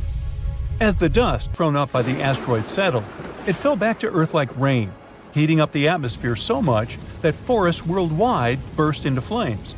Not far behind was a gigantic tsunami, stirred up by the ocean floor's upheaval, which swamped coastlines near the Gulf of Mexico. Not all dinosaurs perished immediately. In places like New Zealand, some dinosaur populations survived initially. However, a dark, ash-filled sky eventually covered the globe, blocking out the sun and plunging the world into cold and darkness. The long-term effect of the asteroid is what really sealed the fate for dinosaurs. Without sunlight, the food chain collapsed rapidly. Herbivores slowly disappeared, followed by the carnivores that depended on them, and the ash settling back to the Earth exacerbated the environmental upheaval, with fluctuating temperatures making survival tough.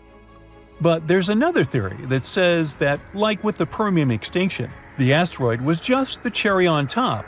The dinosaur extinction was inevitable because of the volcanoes. Around 1 million years before the dinosaurs' demise, massive volcanic activity began under where India is today. This event created the Deccan Traps, a vast plateau formed from layers of lava that covered an area as large as France. For hundreds of thousands of years, these volcanoes spewed sulfur dioxide and carbon dioxide into the atmosphere. This turned the skies dark and the rain acidic, poisoning food sources and turning oceans into toxic baths. These changes were gradual but relentless, stressing ecosystems, breaking food chains, and leading to a slow but steady decline in many species, including the dinosaurs. Although it's not certain which theory is true, scientists now think that both were equally to blame. Maybe one day we'll have a clear picture of how the reign of the dinosaurs came to such an abrupt end. Now, we as human beings have faced all sorts of challenges: ice ages, tough diseases, squabbles over real estate, and so on. But let's try to go way back to 400 million years ago, to the times when our oceans were ruled by sea creatures and the lands barely had any animals on them. Do you think you'd be able to survive there? We're talking about the Devonian period. It started around 400 million years ago and lasted really long, about 60 million years. It's named after Devon, England, where scientists first studied rocks from this time. The world was quite different then. Our planet featured 3 continents: a gigantic supercontinent, Gondwana, down south, a smaller one called Siberia up north, and another medium-sized one called Laurasia to the east. These landmasses were moving around and crashing into each other, making big mountains. Now, imagine if your time machine broke down and you ended up in this ancient world. You're now in a world where the land is pretty much a barren wasteland. You are surrounded by basic plants like mosses and ferns. This is the early Devonian period. There were no trees yet, but moss was everywhere. And wow, that's a lot of water. Around 85% of the Earth was covered by oceans during the Devonian, so you see many warm, shallow, oxygen-depleted lakes around you. The first thing you notice is that breathing seems a little harder. Well, don't panic. It's all because of lower oxygen levels, around 19%. It's still enough to ignite fire, and trust me, you'll need one, but prepare to feel a bit dizzy. Luckily, there are no huge predators to run away from, but you'll probably have to do a lot of swimming. Alright, at least the weather seems pretty nice, warm and steady. If you keep traveling, you'll notice that the land seems almost limitless. That's because we're on Gondwana, the biggest supercontinent of them all. Since the tectonic plates don't move around much, there are barely any mountains around, and the Earth actually feels flat. Well, not totally flat. Gondwana boasted a gigantic mountain range, akin to the Himalayas. This range was gradually breaking down, sending sediments into the ocean. Those sediments would provide nutrients that help marine life thrive. In any case, it really feels like a whole different planet. The landscape around you looks like something out of Mars, if it had water. The only question is, where is all the life? Underwater, of course. There's a reason why Devonian is called the Age of Fishes. Now, to be fair, it wasn't all fish. The conditions were perfect for certain early marine life to develop important things, like lungs. Some even gained the ability to crawl out of the water and onto land for short periods. So, if you spot a tiny lizard-like creature around the coast, don't step on it. It's your great-great-great-great-great-grandparent. Well, it's not like you'd be able to really step on it. Remember the guy from the evolution meme with a funny crocodile-like head? His name is Tiktaalik. As you can guess, it was one of the first creatures linking fish to land. And although it might look friendly, it actually has a 9-foot-long body and very sharp teeth. And yes, it can crawl. So if you notice a huge lizard, better find a hiding spot. You'll start seeing more of those Tiktaaliks and four-legged animals in general by the Middle Devonian. But let's risk our lives for a moment and dive underwater. what do we have here? Welcome to Subnautica, Earth Virgin. While the land looks very primitive, marine life is incredibly diverse. We have corals, sponge-like creatures, sea lilies, shellfish that resemble clams, and more. The oceans are filled with various critters that look fascinating and potentially dangerous. Here are some tough armored placoderms, and yes, all of them are bigger than you. These formidable fish had powerful jaws with blade-like plates as teeth. They started as tiny guys who munched on mollusks, but as time went on, some turned into massive fish-slicing monsters, reaching up to 33 feet in length. The biggest of them was Heterosteus with their scary-looking eyes. This other guy, whose name Titanichthys, with its mouth always ready to swallow you. And the largest one, Dunkleosteus. Oh, those are $5 names, huh? And here are some smaller guys. These are the shark ancestors, the cartilaginous fish. They had small, rough scales, fixed fins, and sharp, replaceable teeth. And finally, there are tiny ancestors of our normal modern sea creatures, bony fish. They're nice and pretty harmless. They were covered in scales and equipped with maneuverable fins. You know what? I think you can cook this one. So the question is, how do you cook it? There are no trees for fuel around, not until the Middle Devonian at least. So you'd have to scrounge up some super dry moss and get to work rubbing rocks together. Fortunately, the warmth of the climate would save you from freezing at night. But since there's not much stuff to burn, you might be better off sticking to a raw diet of mollusks and other early arthropods. In this world of basic plant life on land and a huge ocean around, getting food and resources would be quite tough for you. Perhaps you could stick to fishing or collecting stuff from the sea. Overall, you'd have to be really clever to live off the small amount of plant life and maybe learn a thing or two from the sea creatures about navigating the oceans. In any case, you'd have to start from scratch. Surviving in the Devonian would be quite a challenge. Our bodies aren't built for living underwater or thriving in an environment dominated by early marine life. You need some shelter. Maybe you could try to build a basic house along the shores using dirt and moss, probably.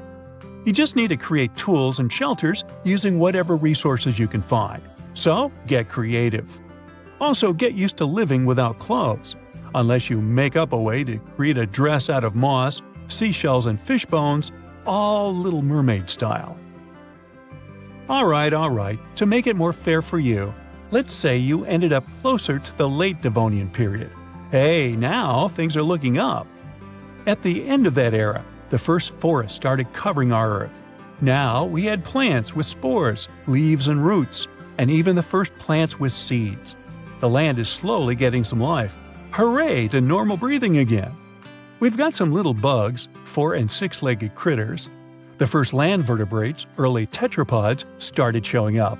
They're pretty cool. Very early ancestors of mammals and eventually us humans. But hold on, Houston, we've got a problem. As plants started taking over the land and breaking the rocks with roots, they released tons of nutrients in the water and caused a chain reaction. The sea got filled with algae, greedy bacteria thrived, and since there was almost no oxygen in the waters, around 70 to 80% of the species vanished. Whoops. But hey, good news for you! Less oxygen-hungry predators in the water. However, now you have to watch out for your new land neighbors. Most of them aren't harmful, but it's better to watch out. But still, with more trees and plants around, you could make useful tools like spears, fishing hooks, and rope. During the end of the Devonian, you might even build yourself a tree house. Picture that, in a world with the first tree ever, reaching 90 feet tall with a super wide trunk. So, it seems like you'd be able to survive without much trouble. You might even turn into a vegetarian with all these plant options. And hey, no more itchy clothes. You could fashion something much more comfortable. And remember that dinosaurs are on their way. Until then, enjoy your time. You decided to go scuba diving for the first time. The water is clear and the sun is shining on the seabed.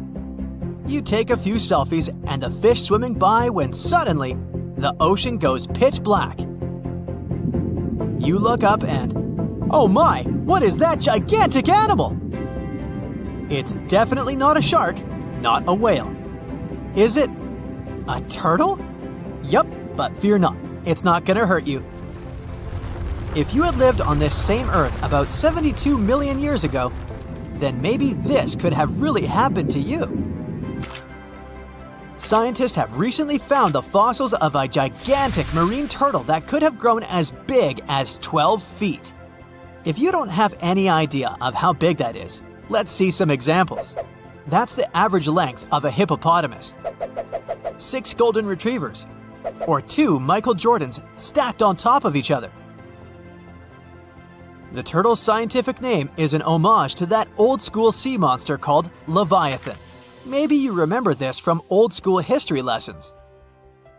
The Leviathan is supposedly a mythical creature that would swallow entire ships or people that were deemed too greedy by the creature. Can you imagine being swallowed by this humongous sea turtle? No, thank you. The fossils of this gigantic creature began to be excavated between 2016 and 2021, all the way in northeastern Spain. The first fossil was located by a hiker in the Spanish Pyrenees, and it was around 8 inches long. The pelvis of this turtle alone measured around 35 inches. It would definitely be one of the biggest turtles today if it hadn't gone extinct. FYI, the largest living sea turtles today can reach up to 6 feet in length, which is already pretty big. Now, how about a gigantic prehistoric scorpion? I bet most people here are not huge fans of these creatures, especially since they're poisonous, which is why the thought of a 9-foot-long aquatic scorpion might be the stuff of nightmares. Let's just say that if they hadn't gone extinct some 400 million years ago, lakes and rivers would be much more dangerous places for humans today. These gigantic insects were considered to be apex predators in their time, hunting everything from fish to other animals, even of their own kind. Yikes! I got goosebumps just imagining these creatures. Should we thank the asteroid that hit our planet now or later on in this video? Another prehistoric animal that would shock humans if it were still alive is the so-called Megatherium, a gigantic sloth. This huge sloth is believed to have grown up to 20 feet long, and its weight could be up to 8,000 pounds. It was found in the woodlands and grasslands of South America. The creature used to stand on its 2 feet in order to reach leaves on high branches. These giant sloths had huge claws. They helped them climb trees. I gotta say, I feel uncomfortable imagining these elephant-sized sloths climbing trees. Oh, of course, some dinosaurs will make our super-sized creatures list. But before that, here's a fun fact. Did you know some dinosaurs are still alive today? Scientists have proven that birds are classified as theropod dinosaurs. Such infamous creatures as the T-Rex and Velociraptor belonged to this group. I'm sure you've heard these names even before you watched Jurassic Park. The Velociraptor is that scary dino that breaks into the kitchen. Well, they evolved, gained some feathers, and turned into various species of birds we know today. That means that any bird from chickens to those little blue ones is a direct descendant of dinosaurs. Now, does the name Spinosaurus ring a bell? You can see this huge dinosaur in some museums today. Its fossils, I mean. The Spinosaurus was one of the biggest land predators to walk Earth. Actually, to walk its land and water, since scientists believe that this dino was semi-aquatic. It fed mostly on meat, which means humans would be its natural prey if it lived today. This meat-eating dino lived around 90 to 100 million years ago. It was about 60 feet long, 12 feet high, and weighed up to 22 tons. Its head was around the size of 8 bowling balls and was shaped like a crocodile's face. Basically, the Spinosaurus was a big African elephant with the face of a crocodile. Just kidding. But that would look funny though, wouldn't it? A much more attractive dino was this guy. It's considered to be the largest dinosaur that has ever lived on our planet. What made it so big was its extremely long neck and very long tail. You wouldn't want to stand behind this creature, believe me. If it decided to swish its tail, you'd get catapulted very far away. This creature lived around 100 million years ago, and its fossils were first found in Argentina around 2012. The dino measured 120 feet from head to tail, which made it almost as big as an American football field in width. And have I mentioned it weighed almost as much as a space shuttle? A staggering 75 tons. If it had been a carnivore, it would have probably been the greatest predator. But this big guy was a peaceful herbivore that had such a long neck that it could eat leaves from high trees. Cute, right? We must also talk about the Shastasaurus.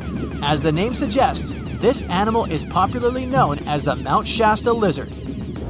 Even though it was a marine reptile and probably never set foot on the mountain itself, this dino was usually around 23 feet long, but there was a specific strand of this species that could get as big as 69 feet long, about the size of the great blue whale. This made it the biggest marine reptile to have ever lived. A fun fact about the Shastasaurus is that scientists believe it didn't even have teeth, which means it could only feed on soft-bodied prey, such as squid, for example. The next animal on our list is the blue whale. Believe it or not, the biggest living animal on Earth actually started small. These days, the average mature blue whale can reach up to 100 feet in length and weigh up to 200 tons. That's more or less the weight of 40 elephants put together, or 30 Tyrannosaurus rexes, or 2,670 average-sized people. Blue whales have to eat up to 50 million calories per day to support that body. That's the equivalent of 30,000 Big Macs, just FYI. But blue whales weren't always this big. They actually evolved from a four-legged mammal that lived on Earth around 48 million years ago. Their ancestor was called Pakicetus, and it was only 6 feet long. Here's a fun fact. To be able to live in the water as one does today, the blue whale had to go through some intense adaptations. A blue whale can replace up to 80 to 90% of oxygen in its lungs each time it takes a breath. A human replaces only up to 15% for comparison. It allows these animals to dive for up to 1 hour at a time, down to a staggering depth of 330 feet. Elephants were bound to make the list. Elephants are currently the largest land animals on Earth. They can grow to be about 13 feet tall and weigh up to 7 tons. That's pretty small if we compare it to the other animals that once lived on Earth, right? But if we placed a 6-foot-tall human next to an elephant, we'll see it's not at all that small. African elephants are bigger than their close relatives, Asian elephants, and they have a similar lifespan to humans, up to 70 years. Pokemon might have made us collectively wish that salamanders were real-life dragons, although they're not. They can still be pretty cool, though. There's a giant species of salamander that is known to be the largest living amphibian. They can grow to be as long as a regular-sized human, reaching up to 6 feet. I bet that wouldn't be a pleasant underwater encounter. Now, thanks to new fossil discoveries and technologies, we're getting to learn more and more about the biology of dinosaurs. Some people don't need to know more than the fact that a few of them were colossal, terrifying, and vicious. But for those of us that do, the use of comparative biology, pigment analysis, and powerful new X-rays have allowed us to gain insight into specific features, such as their colors, eating behaviors, and the shapes of their tongues. Yes, that's right, the shapes of their tongues, which, for a long period of time, was something of a mystery. This is because soft, fleshy dinosaur parts are hardly ever retained in fossil form. But thanks to the discovery of some surviving hyoid bones, which are situated at the root of the tongue in front of the neck, we now have some insight. Most animals have this hyoid bone that anchors the tongue. The shape and complexity of the bone determine how free-moving the tongue can be. Scientists have discovered that nearly all dinosaurs had simple tongues that laid flat and were extremely similar to the tongues found inside the mouth of a crocodile today. Yeah, this crocodile. Go ahead and take a closer look. Nah, just kidding. Come on back. Let's take a look at some specific dinosaurs and start with a Brachiosaurus. Let me stick my neck out on the line by guessing that most of you will be familiar with this dinosaur because of its neck. You know, the one which was typically 30 feet in length. Despite its neck being its most distinctive feature, its name actually translates to arm lizard in Greek. It's common knowledge that the Brachiosaurus is one of the largest dinosaurs to ever have lived. On average, it reached 76 feet in length and 40 feet in height. That's roughly the length of 2 school buses and as high as a 4-story building. None of which were around in the era of the big guy here. Fragmentary leg bones and vertebra of even larger dinosaur species are known, but these skeletal remains are too incomplete to determine their exact size. So this guy may have been the largest dinosaur ever. A renowned herbivore, thank goodness. The Brachiosaurus is thought to have eaten up to 880 pounds of dry plant matter every day. Most of this was made up of coniferous trees, ginkgos, and cycads. This target might have been hard to hit for this dinosaur, as researchers have learned that its teeth were spoon-shaped and not ideal for chewing food. This means that the creature would have swallowed vegetation whole, as its teeth were suited to stripping it but not breaking up large chunks of plants. This, along with the dinosaur's body shape, suggests that the Brachiosaurus would have liked to feed as quickly as possible. Dinos like these didn't always make use of their ability to strip towering trees when dining. The Brachiosaurus traveled in herds, moving to the next location once they had exhausted all of the local vegetation. And I mean all of the local vegetation, not just that which hung high on trees. It's likely that the creatures supplemented their diets with vegetation at lower levels, especially after they'd done a number on all the nearby trees. This method of feasting was the most energetically appealing for this giant. By munching on lower vegetation, researchers believe that the dinosaurs saved up to 80% in energy compared to when foraging for high-up food sources. They have also discovered that the nostrils of a Brachiosaurus were on the front of its face and not the top. This is because we now know they roamed the fertile floodplains in their respective herds. For decades, it was believed that these creatures lived in deep, watery swamps. Let's look at another common misconception about a popular dinosaur. Please put your hands together for the Tyrannosaurus rex, which is arguably the most famous of all dinosaurs. Discoveries from the past 100 years have revealed that theropods had heavily feathered skin. Theropods are the family of dinosaurs to which the T-Rex belongs, so naturally, people began to think that the creature would have been covered in feathers as well. However, a study from 2017 took skin impressions from the iconic dinosaur and found no evidence of the structures required to support feathers. If a T-Rex did have feathers, they would have been limited to its back. Researchers accept that other large dinosaurs of the same family as the T-Rex have been discovered with their remains covered in feathers. An example of this would be the Yutyrannus dinosaur. But as of now, the accepted theory is that feathers weren't a common feature of T-Rexes. This makes it easier to believe that feathers were exclusive to smaller tyrannosaurids and were there as a means of keeping the creature warm. For a long period of time, researchers thought feathers were an exclusive feature of the theropod family. But this theory has been debunked. Just like the kid at camp who was kicked out of the top bunk. You know, debunked. Anyway, fossil evidence discovered in Siberia now suggests that multiple different family groups of dinosaurs had feathers. The Siberian fossils in question belong to another species of dinosaur, Calindrodromeus zebucolicus. Oh, you think I mispronounced that? Okay, prove it. Now, this dinosaur, I'll call her Kalinda, had a pelvis structure superficially similar to that of a bird and was roughly 4.5 feet long, about as tall as a fridge.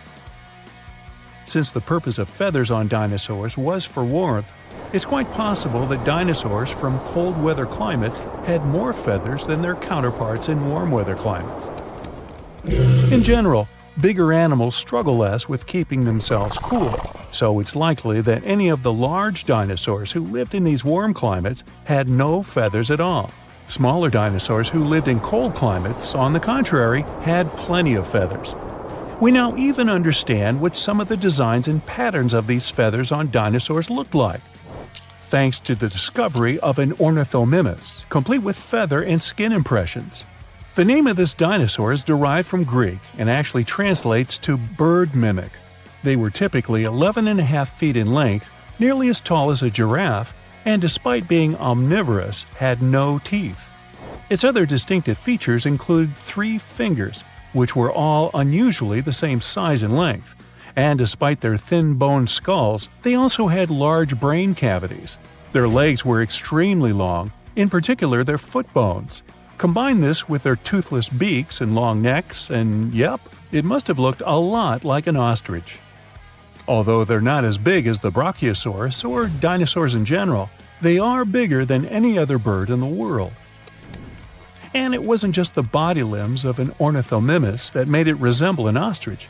They also had very similar feather patterns. Their heads, necks, and lower legs were mostly bare of feathers, but the rest of their bodies were well coated in downy plumage. This is what you call a bird's layer of feathers as a whole. It's possible, like an ostrich, that the dinosaur would have used this unusual feather pattern to regulate its body temperature. Despite some dinosaurs possessing feathers like birds, on top of also being their distant relatives, dinosaurs didn't have the type of feathers required to fly for most of their existence. Feathers found in fossil impressions or preserved in amber have allowed researchers to gain insight into why these creatures weren't very aerodynamic. The structure of these feathers appears to be very simple, with a poorly defined and flexible central shaft. These feathers would have better served any dinosaur as a fashion statement, as they would have helped attract the attention of other dinosaurs. These feathers also would have had the ability to regulate body temperature. Surprised to hear that dinosaurs had ostrich-like feathers? Wait till I tell you that their prehistoric distant reptile cousins had something that looked like fur. Allow me to introduce you to the pterosaur. Its name is derived from Greek and translates to winged lizard. Just like dinosaurs, they were initially thought to have scaly or leathery skin all over their bodies. But over the course of the 20th century, fossil examinations revealed that many parts of a pterosaur's body were furry. The wingspan of a pterosaur could reach the length of over 23 feet, about as long as a London bus. Its toothless jaw was very long and resembled that of a pelican.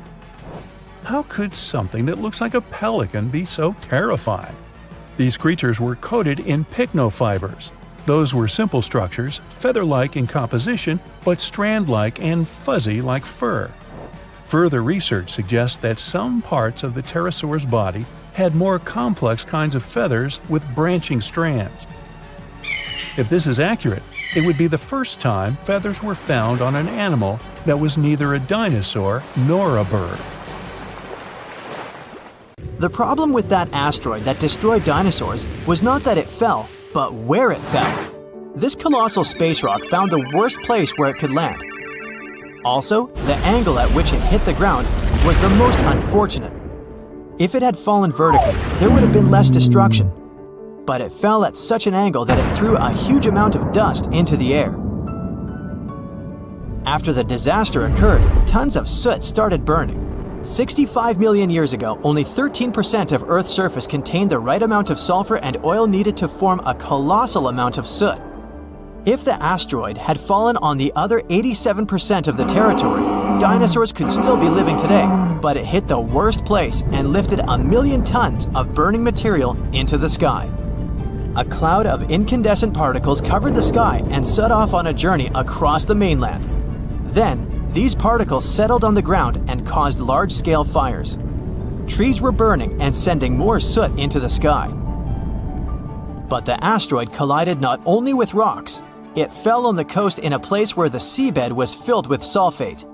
As a result of the collision, it started burning, which caused the release of sulfuric acid into the atmosphere. The air became poisoned. It seems the dinosaurs didn't stand a chance. And now, let's imagine the asteroid falling in another place, somewhere in the middle of the ocean. Huge waves flooded part of the land, but almost all kinds of dinosaurs survived. Or even better, the rock could have fallen somewhere in the desert and left behind a giant crater. That's all. Yes, several dinosaurs passing by wouldn't have survived the collision, but the situation wouldn't have been so critical in general. So, giant lizards remain dominant on our planet. They don't allow other animals to develop since Tyrannosaurus and other ferocious reptiles hunt mammoths and other ancient creatures. The population of mammals is decreasing. Velociraptors are fighting for territories with saber-toothed tigers and giant bears. A struggle for survival between dinosaurs and other animals begins. Then, the Ice Age comes, and some reptiles don't survive. Then, new players enter the field. Those are humans' early ancestors. Living side by side with dinosaurs is difficult. Lizards attack settlements and caves, so people have to build high walls for protection. By the way, the Tyrannosaurus poses less danger to people than you might have thought. According to the latest research, many creatures were able to run away from this monster. Yes, you probably saw how easily they caught up with cars in the movies, but it wouldn't be as scary in reality. Paleontologists and biologists have analyzed the strength of dinos' bones and found out that the creature couldn't reach high speeds. The maximum it was capable of was running twice as slow as a field athlete. Thousands of years have passed. People have learned to live with dinosaurs. They've even managed to tame some lizards. They've domesticated herbivorous dinosaurs to develop agriculture. Triceratopses and bulls now plow fields together. Imagine farms swarming with diplodocus or brachiosauruses. People climb their long necks and pick fruit from high trees. Stegosauruses protect pastures from wolves and velociraptors.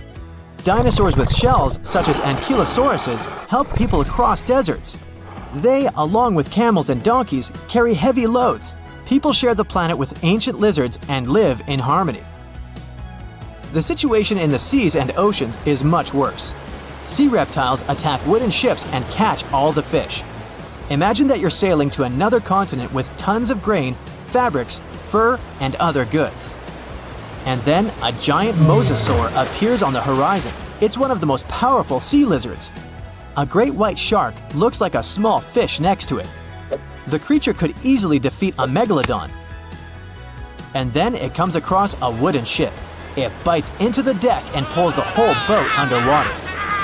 Water dinosaurs are the main obstacle to communication between countries. This slows the progress down for 100 years. People built metal ships to withstand the attacks of the mosasaur. And finally, they managed to establish sea connections. A similar problem occurs when the first planes take off into the sky. Imagine you're flying on a passenger Boeing. You look out of the window and see a pterodactyl. Ah, wait, it's impossible.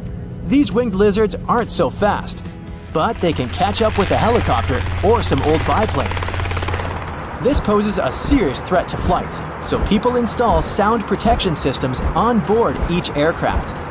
Pterodactyls hear irritating ultrasound from a distance and fly as far away from it as possible. People equip submarines and ships with the same sound shields. Then, after people have learned how to defend themselves from dinosaurs, another problem appears. Lizards are the kings of wildlife, so they displace all other animal species. Dinosaurs run across African savannas, and lizards with fur live in cold winter forests. Lions, wolves, and bears are not the rulers of the wild. Rhinos fight with Parasaurolophuses. Stegosauruses attack hippos and take away their territories. Venomous dinosaurs live in jungles. Lizards that can climb trees scare monkeys. Imagine a reptilian ape jumping from one branch to another. To save regular animals from extinction, People have to control the population of predatory reptiles. Huge parks and nature reserves appear in all countries. People transport dinosaurs there and separate them from other wildlife. Dinosaurs seem to be completely under control. When the danger caused by giant reptiles passes, people begin to breed smaller, harmless lizards. Someone buys a chameleon, and someone keeps a Microceratus at home.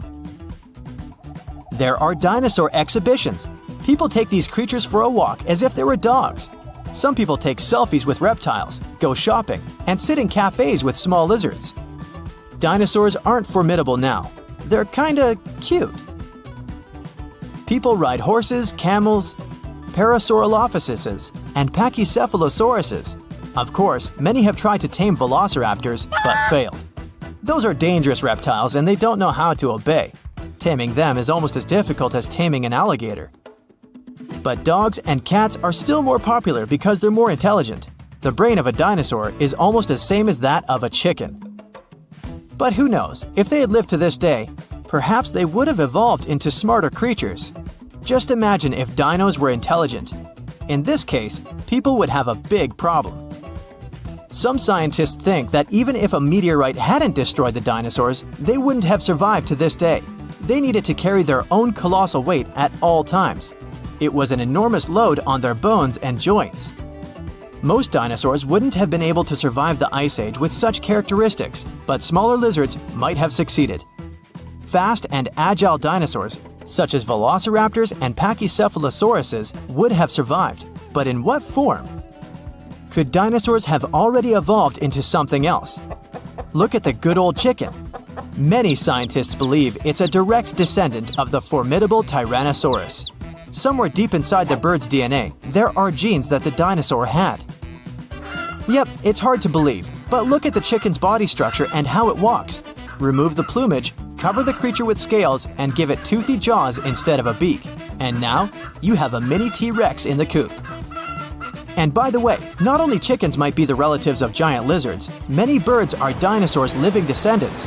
Surprisingly, alligators, snakes, crocodiles, and monitor lizards are not as close to ancient reptiles as pelicans, storks, and other flying creatures. Over millions of years of evolution, the paws of dinosaurs turned into wings, and toothy elongated jaws ended up as beaks. The genetics of birds is the key to understanding dinosaurs. Pelicans are similar to pterodactyls, ostriches to velociraptors. Perhaps many other animals also share some genes with ancient lizards. If the meteorite hadn't fallen, all dinosaurs would have evolved into completely different, unusual creatures. Scientists want to carefully study the DNA of birds and try to reverse evolution with the help of genetic engineering. They hope to breed dinosaurs out of eggs one day. But to do this, they need to find a specific genome that hasn't changed over tens of millions of years. It hides in the DNA. And it's not so easy to find it and extract it. Do you think we will see powerful reptiles by 2050? Baby T-Rex was adorable. There, I said it. Hard to imagine those two words in the same sentence, but come on. Even Big Bad T-Rex didn't pop out of its shell all big, scary, and fully grown. In its first few months on Earth, Baby T was a cute, fluffy, turkey-sized ball of fuzz. It was kind of like a weird-looking bird coming out of an oversized egg. Not enough food, dangerous surroundings, asteroids, Poor baby T's were so helpless and weak, only about half of them made it to their first birthday party. Scientists think their fuzz was there to keep them warm when they were still small and vulnerable. Plus, it helped them camouflage and stay safe. Baby T's didn't have big, sharp teeth yet, so they mostly munched on smaller reptiles and insects. Baby T's grew up pretty fast. They put on up to 6 pounds a day. Hey, I've done that. No, not really, just felt like it. The weirdest fact about them? When they were little, their arms looked totally normal compared to their bodies. But by the time they were full grown, their parents were super famous. Plastered all over t-shirts, that would be a T-Rex t-shirt, movies, and the greatest Halloween costume ever, in my humble opinion. But the T-Rex we know and love didn't really exist. First of all, speed. They weren't really that fast. In the movies, you could never get away from them, even if the path was clear and you were in a pretty decent car. early predictions were that T-Rexes could run somewhere between 10 and 30 miles an hour, which is whoa! But recent research shows they could only reach around 12 miles per hour. Anything more than that would have shattered their massive bones. So relax. After a couple months of training, even the most dedicated couch potato could get away from the sharp teeth of this guy. And what about our good friend Stegosaurus? It lived around 150 million years ago, so it didn't even get the chance to meet those cute baby T's. They appeared much later. We all recognize this dinosaur. It's the one with those ridiculous upright plates on its back. They were sometimes up to 3 feet tall. You could hide behind one. Scientists still don't really know why they had them, but they think Stegosaurus could have regulated blood flow through them, like a massive bony thermostat. They also believe these dinos could use the same system to control their skin color, depending on whether they wanted to look good or look scary. Sounds impressive, right? Well, at least something about them does, because this poor thing had a brain that weighed just a tiny bit more than a tennis ball and was around the size of a walnut. That's a dog's brain in a hippo's body. Troodon was one of the most brainy dinosaurs. A great all-around fella, excellent hunter, stereoscopic vision, 6 feet long, and a brain that just won't quit. What a catch! Troodon's remains were one of the first dinosaur discoveries in North America. One of the weirdest members of the dinos was definitely, well, let's just call her Sue. If you met her, you'd feel like you're looking at a big turkey rat thing with a super furry body. It might be the long-lost grandma of the modern ground sloth. Its buddy, Pegamastax, definitely wasn't far behind when it comes to racking up the weirdo points. It looked like something between a porcupine and parrot. But don't say that to its face, it had a couple of pointy teeth that could sharpen against one another. The largest and one of the heaviest known dinosaurs was Argentinosaurus. No one ever found a complete skeleton, but this beast must have weighed about 100 tons and was about 130 feet long. Compare it to the biggest animal we have now, the blue whale. It's only 100 feet long. When someone says dinosaur, you probably imagine some big-as-a-building beast that could use a tree as a toothpick. Some of them were gigantic, true, like those long-neck, long-tail dinos. Those things were as long as an airplane. But many of them were small and lightweight, some of them the size of pigeons. The smallest dinosaur skeleton ever found was a tiny mouse lizard. Some dinosaurs had tails that were more than 45 feet long. That way, it was easier for them to keep their balance when running. But they didn't drag their tail along the ground. Dinosaurs kept pretty active and were quite fast, so they kept their tails in the air most of the time. Even though that naughty asteroid wiped most of them out, a lot of dino DNA stuck around and morphed into animals we know today, like birds. The first time anyone even thought of linking the two together was after they discovered a primitive bird in Germany, Sehr gut. Later, researchers classified 2 groups of dinosaurs, depending on what kind of hips they had. The first group looked pretty familiar. They had lizard-like hips. The second group had bird-like hips. And a third group looked like Shakira, which is where her tune My Hips Don't Lie comes from. Actually, no.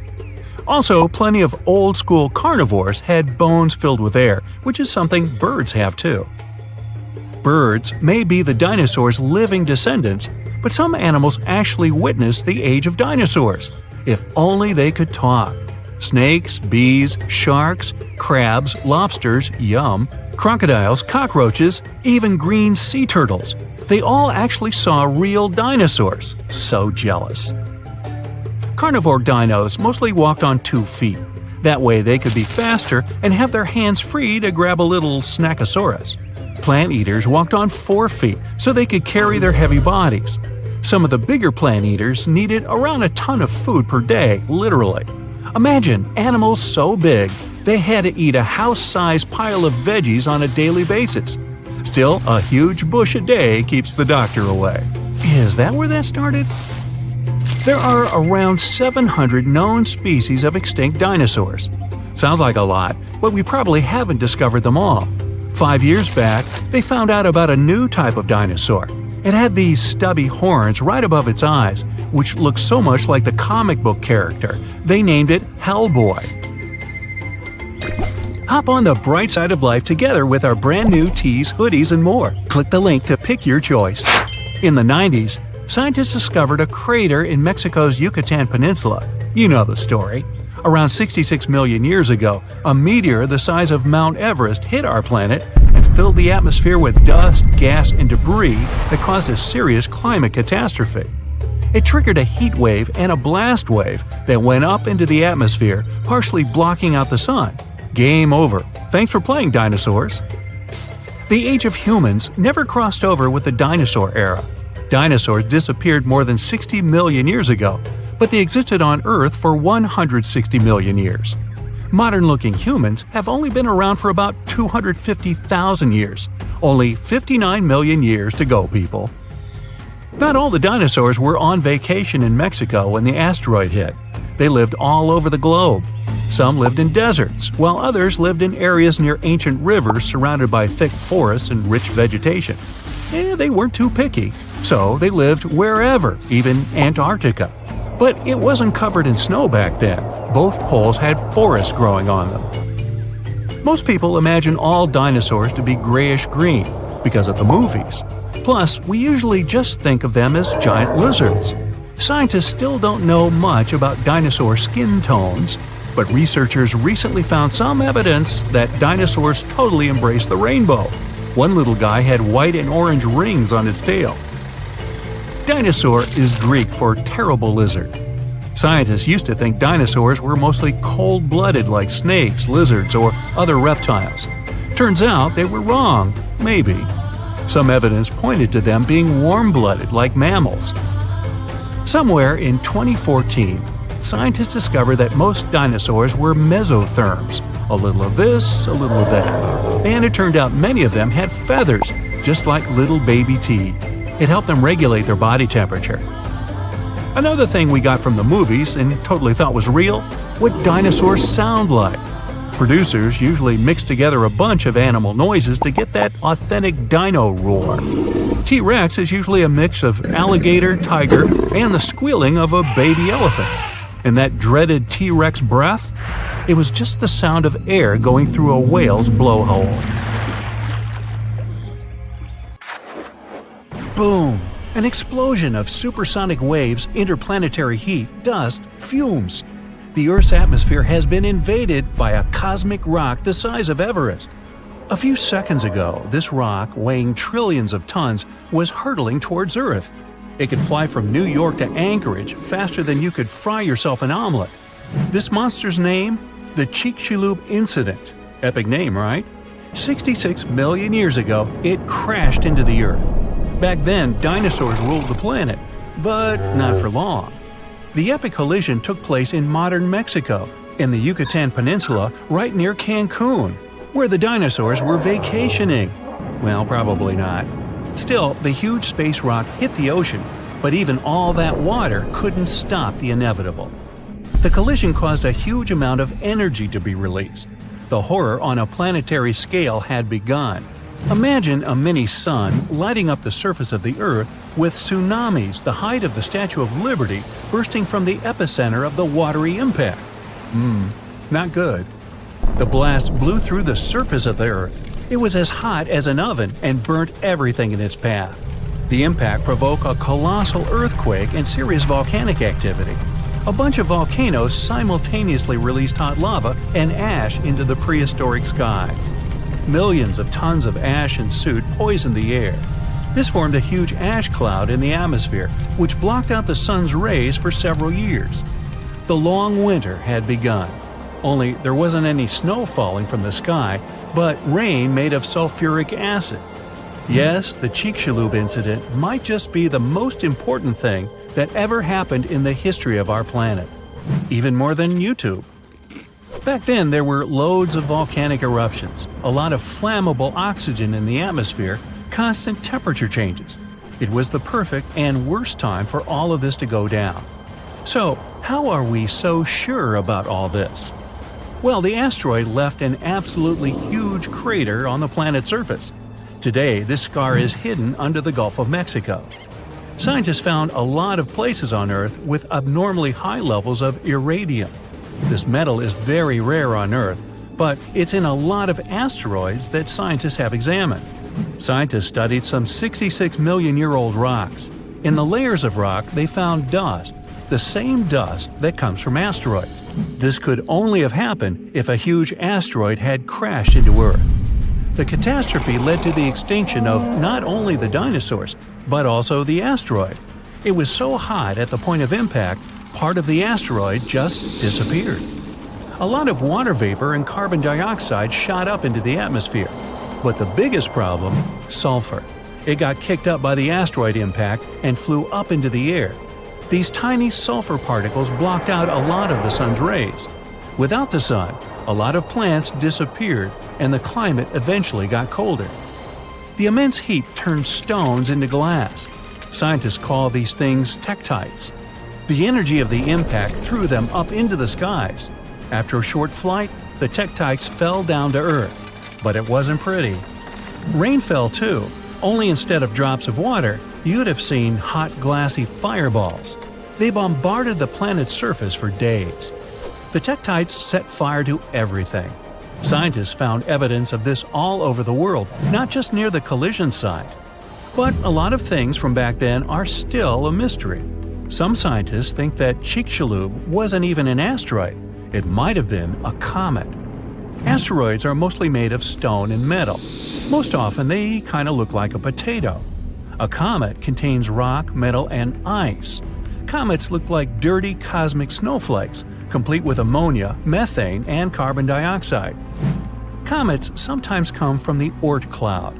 It's a huge cloud of ice and debris around our solar system.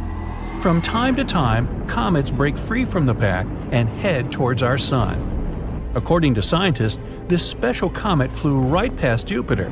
The gravity of that huge planet accelerated the comet even more. It flew towards the sun, gaining more and more speed. The comet's outer ice shield started to evaporate, and it probably gave off a lot of dust and gas, which made it look like it had a tail. The sun's gravity eventually shattered the comet apart. One of the fragments flew through space and crashed into the Earth 66 million years ago. So, asteroid or comet? The truth is, we'll never know. What we do know is that the Earth was seriously unlucky to be in its path, and it was never the same again. The catastrophe stopped the development of 75% of life on Earth. Some bigger marine animals, like crocodiles, turtles, and fish, survived the impact. Out of all land animals, the only ones to survive were the ones that were, on average, smaller than the modern raccoon. That includes a bunch of special species of dinosaurs, the ancient ancestors of birds. Scientists believe they survived for two reasons. After the huge impact, it took a long time for plants to start growing again, and a lot of animals didn't survive. Most remaining animals didn't have enough food. But these dinosaurs had a beak. With its help, they could split open nuts and dig seeds out of the soil, so they survived. The second reason is that these lucky guys had bigger brains. Some people think that they were able to cooperate with each other and quickly adapt to the new conditions. Other life forms survived too. Fungi and mold survived underground and underwater. Gradually, the darkness cleared away, and ferns began to take over the lifeless landscape.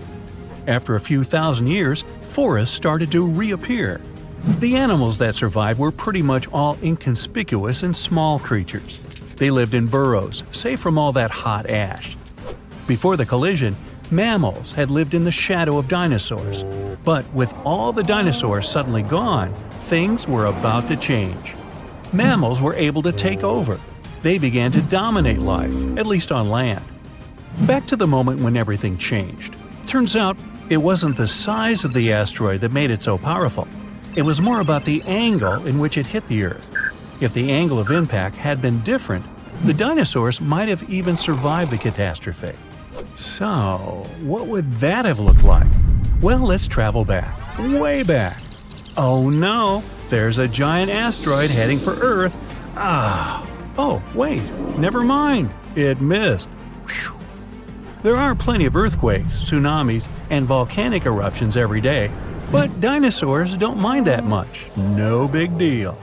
Fast forward a few million years, and most of these ancient lizards have changed and are now unrecognizable. Thanks to a couple of ice ages, many dinosaurs are now totally covered with feathers to protect them from the cold. Mammals exist, but they're few and far between. You see a lot of bats in caves. There are tons of rat-sized rodents in the forests. During the day, they hide in the undergrowth or in burrows. At night, they go out in search of food. There are no horses, no elephants, or other large mammals. Why become large and eatable when there are so many dangerous reptiles with huge fangs around? There are no whales in the sea. Parrots, hawks, and pigeons are nowhere to be seen. But pterodactyls 2.0 whiz past you constantly. Some are about the size of a helicopter, while others are no larger than a swan. There are plenty of primates, but they're in no hurry to climb down from their trees and walk on two legs. No venturing out into the savannah, no evolution into Homo sapiens. In this alternate reality, open spaces are very dangerous. But then again, so are forests and trees. Nowhere is safe. To get some delicious primate treats, many smaller dinosaurs learned to climb trees. This was already happening back in the Cretaceous period, right before that huge asteroid just missed Earth. Whew, that would have been an epic collision. Dinosaurs have grown wiser since that near miss. Some are even as smart as a modern chicken. A large brain uses a lot of energy, and that's not always a good strategy for survival. Safer to keep brains small and keep making those teeth bigger and pointier. The Tyrannosaurus rex, the formidable predator, the world-known celebrity of the animal kingdom, the king of all dinos. Since its discovery in 1902, this dangerous predator has fascinated both researchers and the regular public. But despite its terrifying reputation, there were actually other beasts that could defeat the T-Rex. And one of the true nemeses of this dinosaur was the Triceratops, a herbivore. But despite its plant-based diet, the dino was huge and had two nightmarish large horns and a smaller one, along with thickened bones which added to its defenses and helped protect itself from dreadful predators like the T-Rex. This dino was something like proof that herbivores were no pushovers. Its formidable horns were about a foot wide at their base and tapered into mean points capable of skewering any predator, even a T-Rex like Juicy Barbecue. The colossal skull of the Triceratops sported an enormous frill made of protective solid bone, which was topped with hornlets. From the tip of the animal's beak to the spiked rim of the frill, the head of the Triceratops could reach a whopping 10 feet in length and weigh around a ton. This gargantuan construction, the head of the dino, was attached to the body with the help of a ball and socket joint. This allowed the dino to swivel its head around with astonishing speed, brandishing its horns to scare predators away. That's one of the reasons why a T-Rex that decided to attack a Triceratops was actually taking a big risk. The battle could easily go either way. Of course, the king of the dinosaur world could win and get its long-awaited feast, but just as likely, the hunted could become the hunter and end the T-Rex's game. Now, how about we find some more cool and lesser-known facts about those intriguing creatures, dinosaurs? For example, dinos almost certainly did not roar. Scientists think they might have cooed instead. More accurately, they probably produced sounds in ways similar to the way ostriches boom or doves coo. You see, many modern birds use a method of producing sounds called closed-mouth vocalization. Sounds are made by inflating the throat rather than passing air through the syrinx, the vocal organ of birds. In other words, the Jurassic Park movies got it all wrong. A lot of early dino reconstructions appeared under the influence of those scary noises that we associate with modern predators, like lions. So, on screen, dinosaurs have their mouths open when they produce sounds, just like lions when they roar. But real dinos wouldn't have done that, especially not before charging at their prey. They wouldn't have advertised their presence to other animals nearby, not when all they wanted was to have a meal. The Quetzalcoatlus was a member of the ancient group of flying reptiles, pterosaurs, and it was also the largest flying animal to have ever lived on Earth. The giraffe-sized creature had thin limbs, a startlingly long beak, and a staggering 40-foot wingspan. Researchers believe that these creatures could have also used their folded-up wings as legs, so they probably walked on all fours. Scientists discovered the Quetzalcoatlus about 50 years ago, but they still have a tricky time trying to piece together the details of this animal's life. For example, how did it even manage to lift its ginormous body off the ground when flying? Whatever the answer is, this creature is our first real look at the entirety of the largest animals ever to fly. One of the reasons why it's been taking so long to unearth the secrets of the Quetzalcoatlus is because this creature had hollow bones that helped it to fly, just like modern flying animals. So, when you find these potato chips-like bones preserved in super hard rock, you need to somehow remove them without destroying them. And that's a really tough task. The Tyrannosaurus rex was quite a slow runner. Its speed was likely to be just about 10 miles per hour, which is approximately as fast as the speed of an average human runner. As for T-Rex babies, according to hatchling recreations from the American Museum of Natural History, they were pretty cute. About the size of super skinny turkeys and covered with downy feathers. The largest land-based dino was the Argentinosaurus. This massive animal often reached up to 130 feet in length and 69 feet in height. Considering the average blue whale is around 70 feet long, you can easily imagine just how giant that dinosaur was. Many dinos had feathers, and I'm not only talking about avian ones. The largest feathered dinosaur we know about was the Eutyrannus huali, which translates as a beautiful feathered tyrant. It was a super predator and cousin of the T-Rex. Scientists think that the dino most likely relied on its feathers to stay warm. However surprising it may sound, some of the biggest dinosaurs were actually herbivores. Let's take the Brachiosaurus and Apatosaurus, for example. These creatures were giant, but followed a plant-based diet. Now, I'm not sure if you should try it or not, but apparently, you can tell the difference between a simple stone and a dinosaur fossil by licking it. It may not sound like the most legitimate approach, but even paleontologists sometimes find themselves doing this.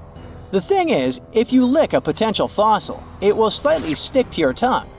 That's because fossils are way more porous than stones. When dinosaurs first saw the light of day during the Triassic period, around 230 million years ago, Earth's continents were clustered together and formed one giant supercontinent called Pangaea. Over the next 165 million years, Pangaea slowly drifted apart, and that separated many dinosaur species from one another. And still, most of the world's dinosaur fossils are found in three places: the high-altitude Badlands of China, North America, and Argentina have the largest amount of fossils, or at least easily accessible ones. In reality, most parts of the world are covered with fossils, but those located in desert-like environments are easier to find due to the lack of vegetation. Interestingly, most fossilized dino bones aren't bones anymore. The fossilization process often occurs when something gets trapped between layers of sediment or sand. For millions of years, those remnants stay there. At one point, they got surrounded by a layer of water. It replaces the original organic material with minerals. In other words, it's not the real thing anymore. It's a rock-like copy. The Triceratops boasted 3 giant horns sticking out of its head, but its teeth were even more fascinating. This dino had around 800 teeth, and new ones kept growing throughout its life. These teeth grew in sets of 36 to 40 tooth columns, with each column having 3 to 5 teeth, vertically stacked on one another. Some dinos had hollow bones, like today's birds. These creatures stored air in their bones, which helped them improve their breathing abilities. It made these dinosaurs lighter on their feet and allowed them to breathe much more efficiently. The Nigersaurus replaced its teeth every 2 weeks. This unique creature had rows and rows of teeth in reserve. They were hidden away in its mouth, and when a set of teeth wore out, they fell out, and the next row moved into position.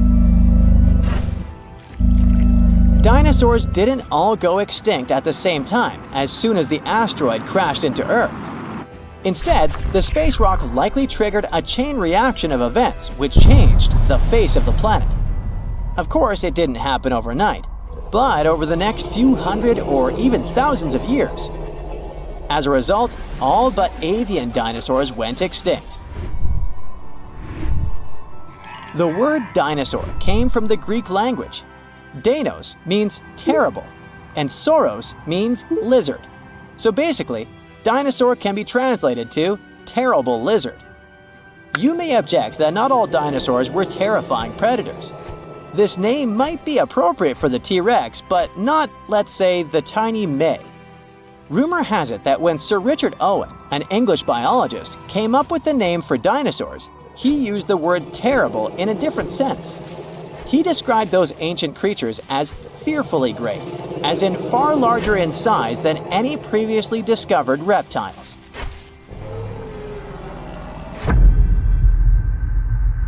It was a 40 feet long and 12 feet tall beast, the king of dinosaurs. Its massive and muscular body weighed up to 8 tons. Its serrated teeth were sharp, and its jaws had a bite so strong they could crush a car. The creature had 2 powerful legs. It lived in forested river valleys all across North America, almost 70 million years ago. I'm talking about the most famous movie star among dinosaurs, T-Rex. It was very smart, with a brain twice as big as that of any large meat-eating dino. It was slower than other hunters, developing a speed of up to 12 miles per hour. Its other weakness was its small arms. Some scientists think they were just an evolutionary leftover, like the pelvic bones of some snakes. But others believe T-Rex used its arms to hunt. Its 4-inch claws helped the animal out. T-Rex was undoubtedly frightening, but surprisingly, there were even scarier dinosaurs in the past.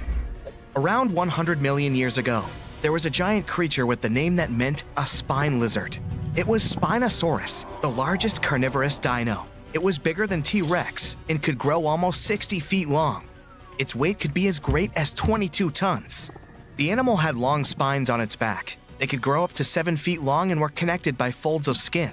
They formed something that looked like a sail. Some scientists think it was a hump Spinosaurus used to store water. This dino had dense bones and short hind limbs. Researchers believe that these dinos could use their flat and wide-clawed feet for paddling. This was the first dino that could ever swim. Unfortunately, it couldn't process smells like most other theropods. These were a group of 2-legged carnivorous dinosaurs that appeared on Earth 230 million years ago.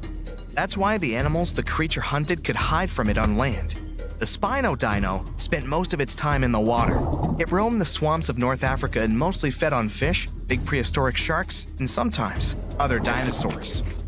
It had a long, thin, and narrow snout like a crocodile. Unlike other dinos of its kind, which had curved teeth, Spinosaurus had conically shaped straight teeth. Giganotosaurus, which is the Greek word for giant southern lizard, was considered the largest meat-eating dino until Spinosaurus was found. It lived around 100 million years ago in South America, around 30 million years before T-Rex appeared there. It was longer and taller, but more slender than T-Rex. And while T-Rex had 2 fingers, this giant had 3. It walked upright on its 2 big and very strong legs. Its tail was pointed and thin, which helped the creature make fast turns while running and keep its balance. The animal could move at a speed of up to 31 miles per hour.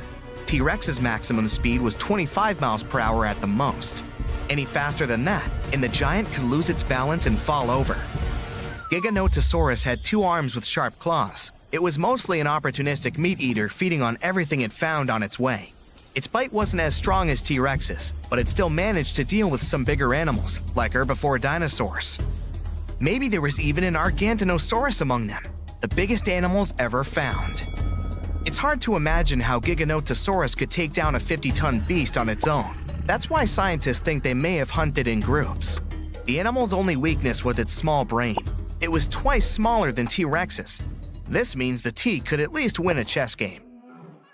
Big retractable sickle-shaped claws in the creature's feet are great for cutting. Ladies and gentlemen, welcome Utahraptor. That's a mini T-Rex that lived 125 million years ago. If a big T-Rex was coming for you, you could hide under a rock or some other place where it wouldn't be able to reach you. But there would be no place where its mini version couldn't follow you. Discovered in Utah, strong, toothy, and armored with huge claws, more than 9 inches long, an adult Utahraptor was 20 feet long and 5 feet tall at the hip. These creatures were covered in feathers. This is why fully grown animals look like gigantic turkeys. The Utahraptor's main weakness was their size. They were a bit smaller than many other dinos, but these guys made up for that by hunting in packs. Allosaurus, which means a different lizard in Greek, was a massive carnivore reaching 40 feet in length and weighing 2 tons. It roamed the Earth around 150 million years ago. Similar to T-Rex, this dino had strong back legs and a large snout. Its mouth was full of sharp teeth. The animal easily lost them when eating, but they usually grew back. Allosaurus was already fully grown by the age of 15, and its lifespan was around 28 years. The creature had a short neck and a long, narrow skull, disproportionately big compared to the rest of its body. This dino also had a pair of horns above its eyes and ridges along the top of its nasal bones leading to those horns. Allosaurus chased big herbivore dinosaurs. When several Allosauruses gathered in a group, they could take down even such colossal creatures as Apatosaurus. But scientists still doubt if they could cooperate, because these dinos were generally not too friendly toward one another. Some of the animal's bones had an hourglass shape, which made them lighter and reduced their strength. They were similar to the hollow bones modern birds have. Another weakness of this dino was its bite. It was less powerful than that of some modern animals, like lions, alligators, or leopards. Scientists think Allosaurus may have used its skull as a hatchet. The Rhizinosaurus was one of the freakiest dinos out there. It lived 100 to 60 million years ago. It had a very small head and bizarre feet with 4 toes, unlike their ancestors that had 3. Its body was covered with feathers. This weirdo had the longest claws scientists have ever recorded. They were 3 feet long each. These claws were curved and sharp. The dino used them to collect plants for lunch. Scientists are still not sure if this creature was a herbivore or carnivore, or both. The dino had a long neck. There were no teeth in its upper jaw. Its wrist bones were like the ones modern birds have. The Rhizinosaurus might have evolved from a meat-eating to plant-eating animal throughout time. Unfortunately, in comparison with meat-eaters, herbivore dinosaurs were much weaker, and still, those claws could make its enemies think twice. High-spined lizard, or a Crocanthosaurus, lived 110 million years ago. It was 2 feet shorter than T-Rex but had a similar body structure. Like T-Rex's, these creatures often went after bigger and more challenging animals.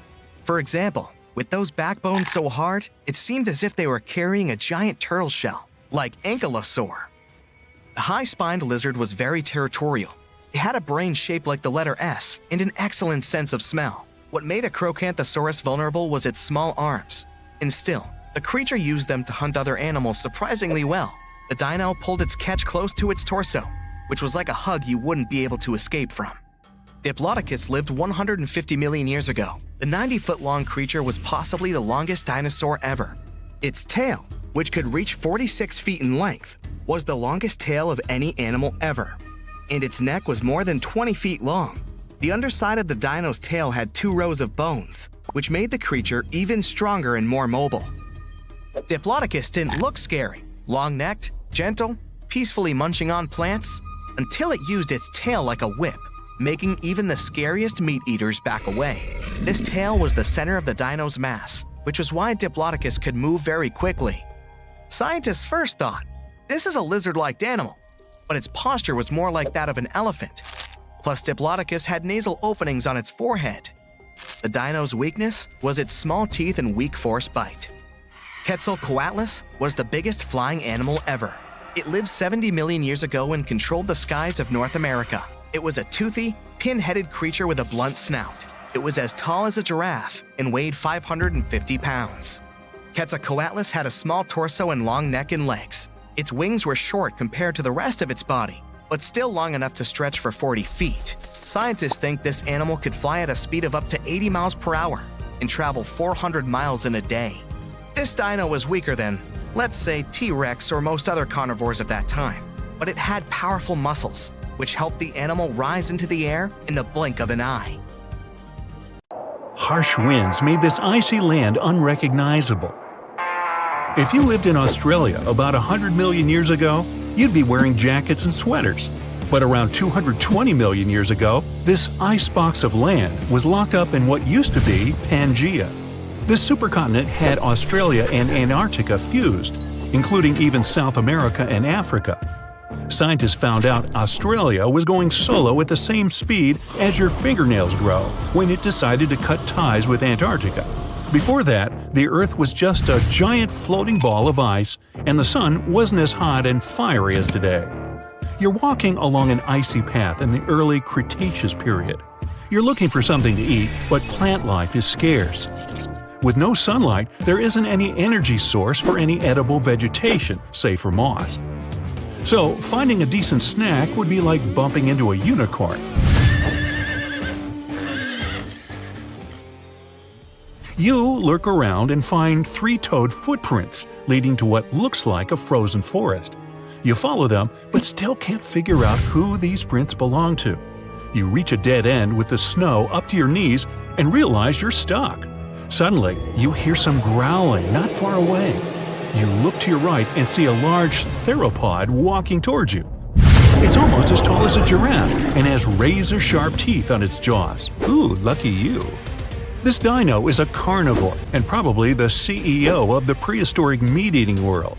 Scientists have discovered at least 15 other dinosaur species, including a 22-foot-long polar carnivore and a smaller predator that could easily run away from its larger mates. You try to swim through the thick snow as the beast with those large teeth is making its way to you. Good thing some trees don't let it move quickly enough. You manage to find a good rhythm, lift each leg above your waist, and make it out in time. As it gets closer to you, you make it through the snow and duck between some bare trees.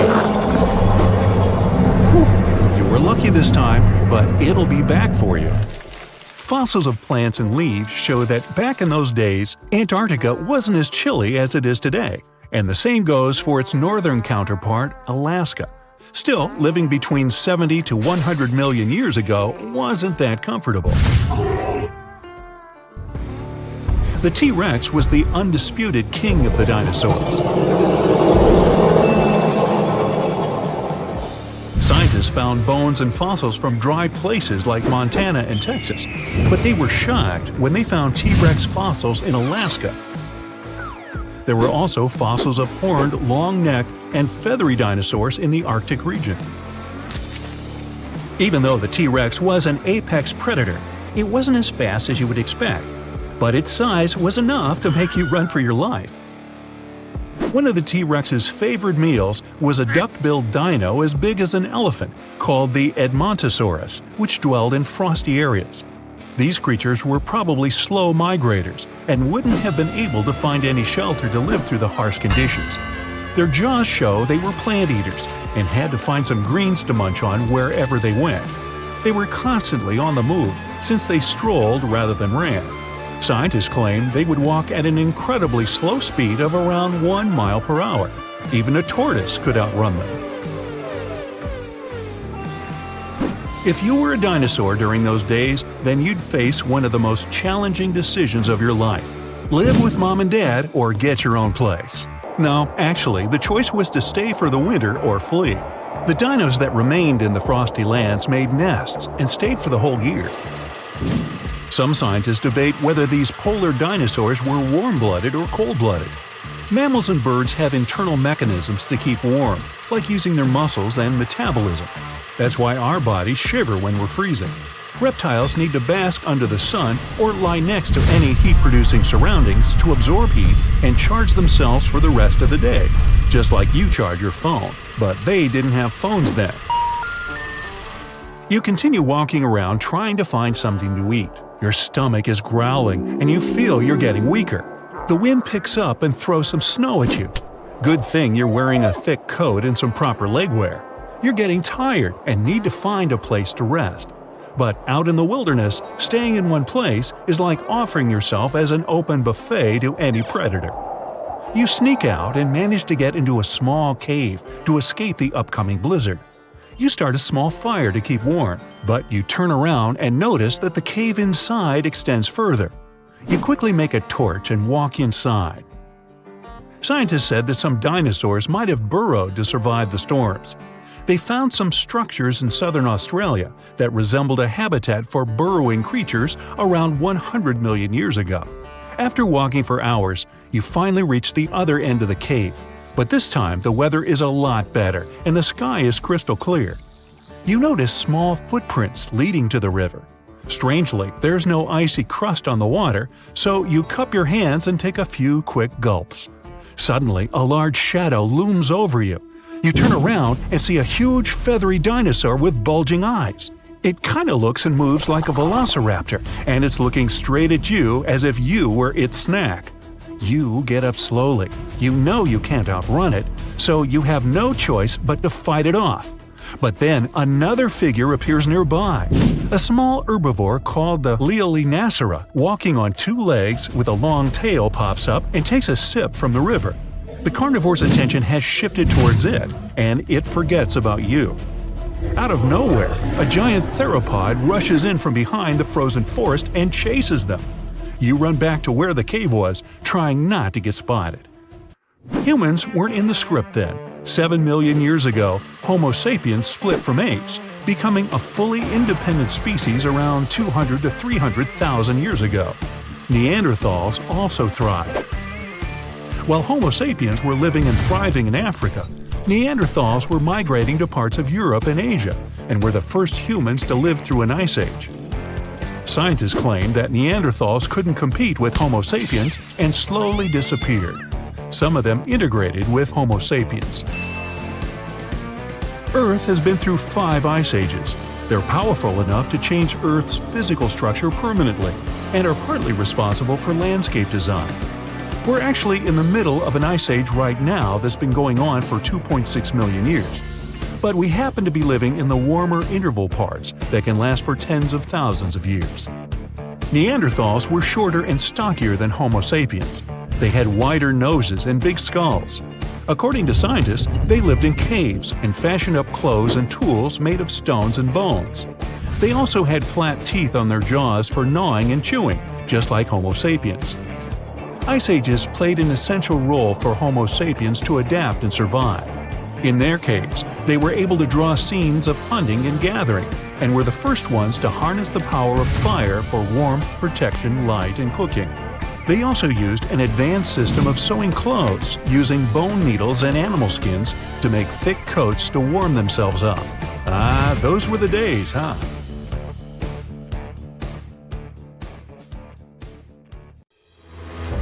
So, let's consider velociraptors as pets.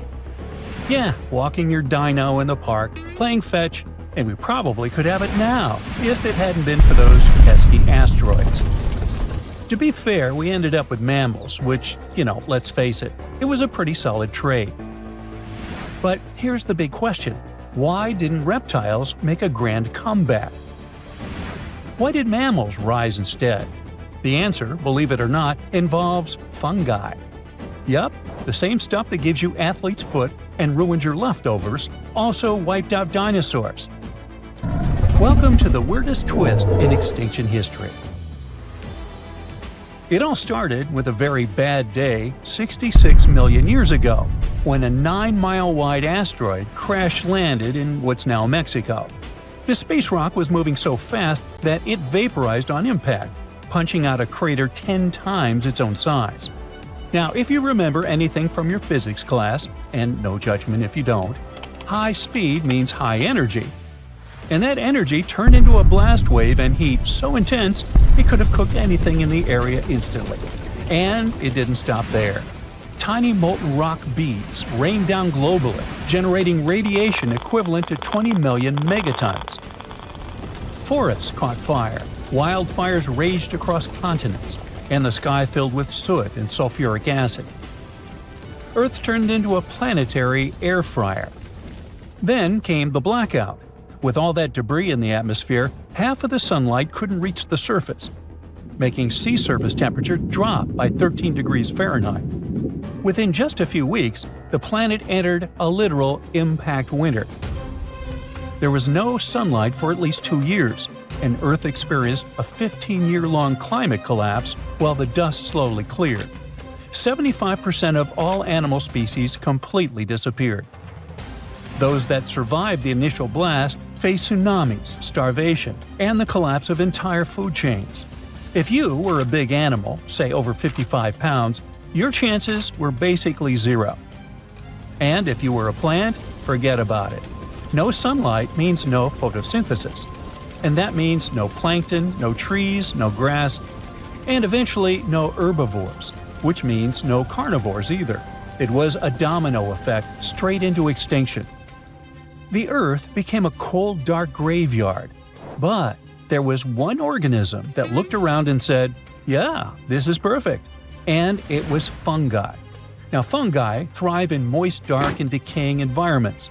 You know, like a world blanketed in ash full of dead trees and rotting animals.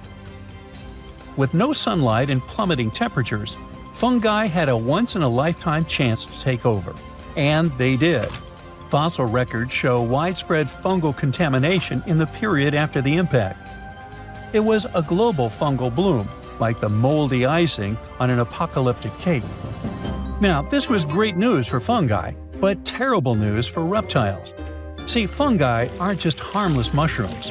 Many are pathogens, and they love cold-blooded creatures. Reptiles, including some of the dinosaurs that survived, were ectothermic. This means that they relied on external heat sources to warm their bodies. In a normal situation, a nice sunny rock would do the trick. Bask in the sun, raise your internal temperature, and fight off infections. It's like an induced fever, because, unlike mammals, like me, their bodies don't do it for them.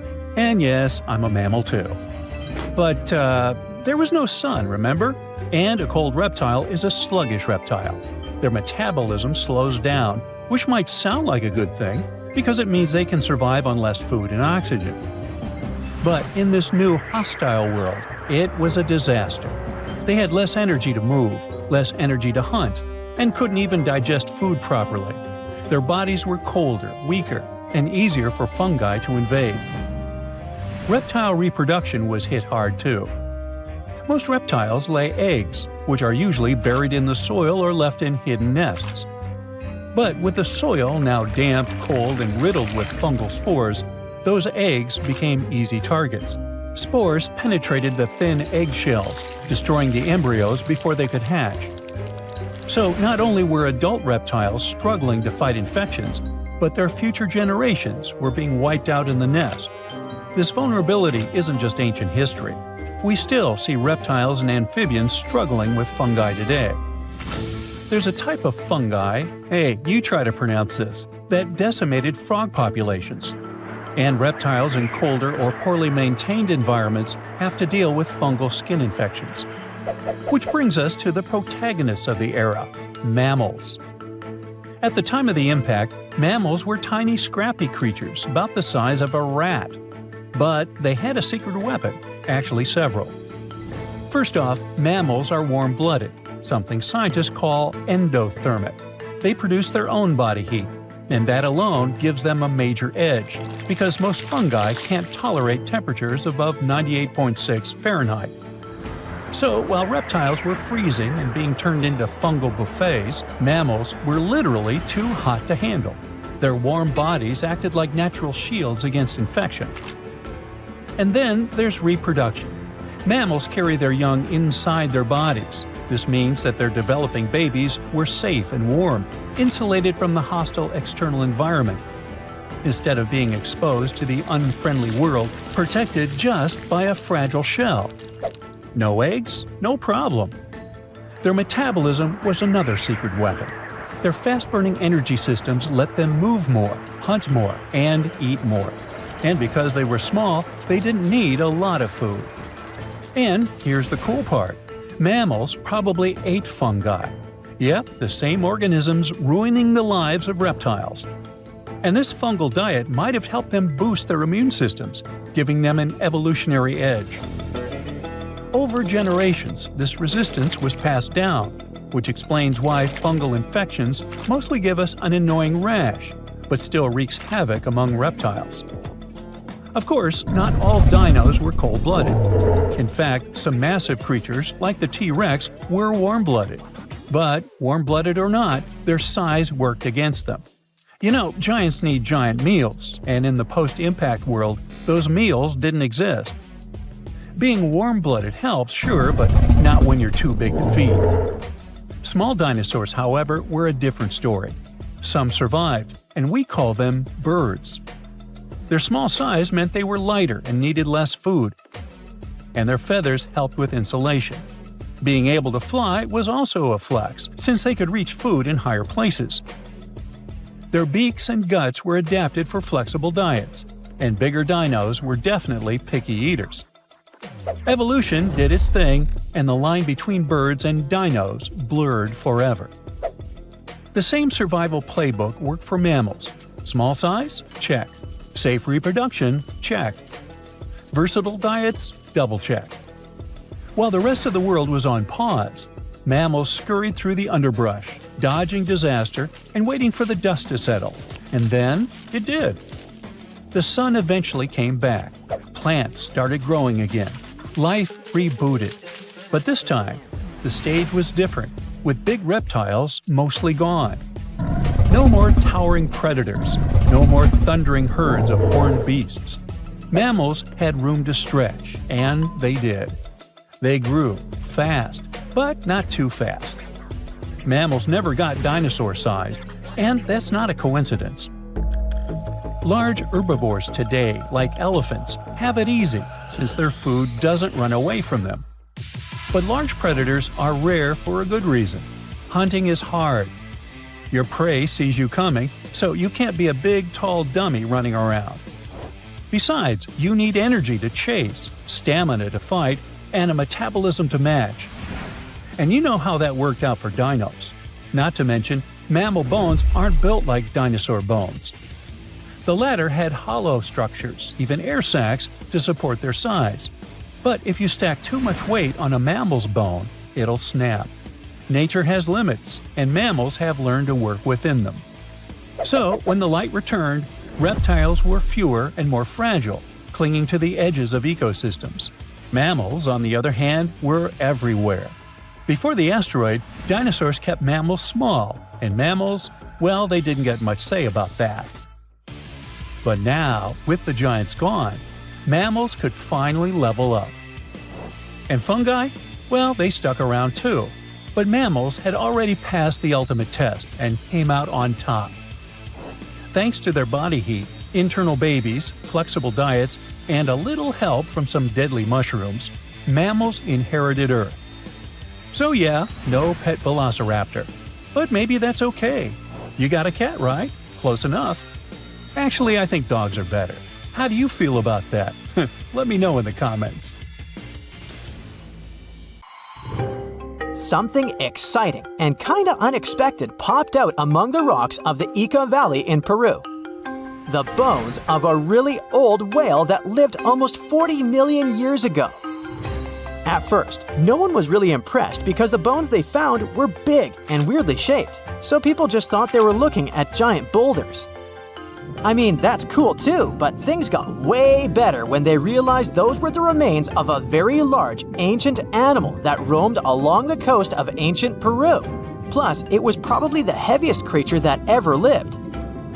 Sorry, blue whale, I know you worked hard to get to the top. The length of over 100 feet and weight of more than 200 tons brought you the status of the biggest animal on our planet. But it seems you've held the title long enough. Time to hand it over to our next candidate, and that one's really gigantic. This ocean beast was probably shorter than the blue whale, but heavier, with a weight that could be between 93 tons and 370 tons. If it's closer to the higher number, it'll make Perseus the biggest animal ever known to have lived on Earth. And it seems its weight was the result of having extremely thick, dense bones. You can see such bones today in manatees or some other early whales. Dense bones are a great tool for such marine mammals. This feature makes them heavy and allows them to stay submerged most of the time. But at the same time, if their body was too heavy, they would end up sinking all the time, and they would waste too much energy to move back up to the surface. So, to avoid sinking, marine mammals need to have enough lighter tissues, like muscles and fat, to help them float in the water without using too much energy.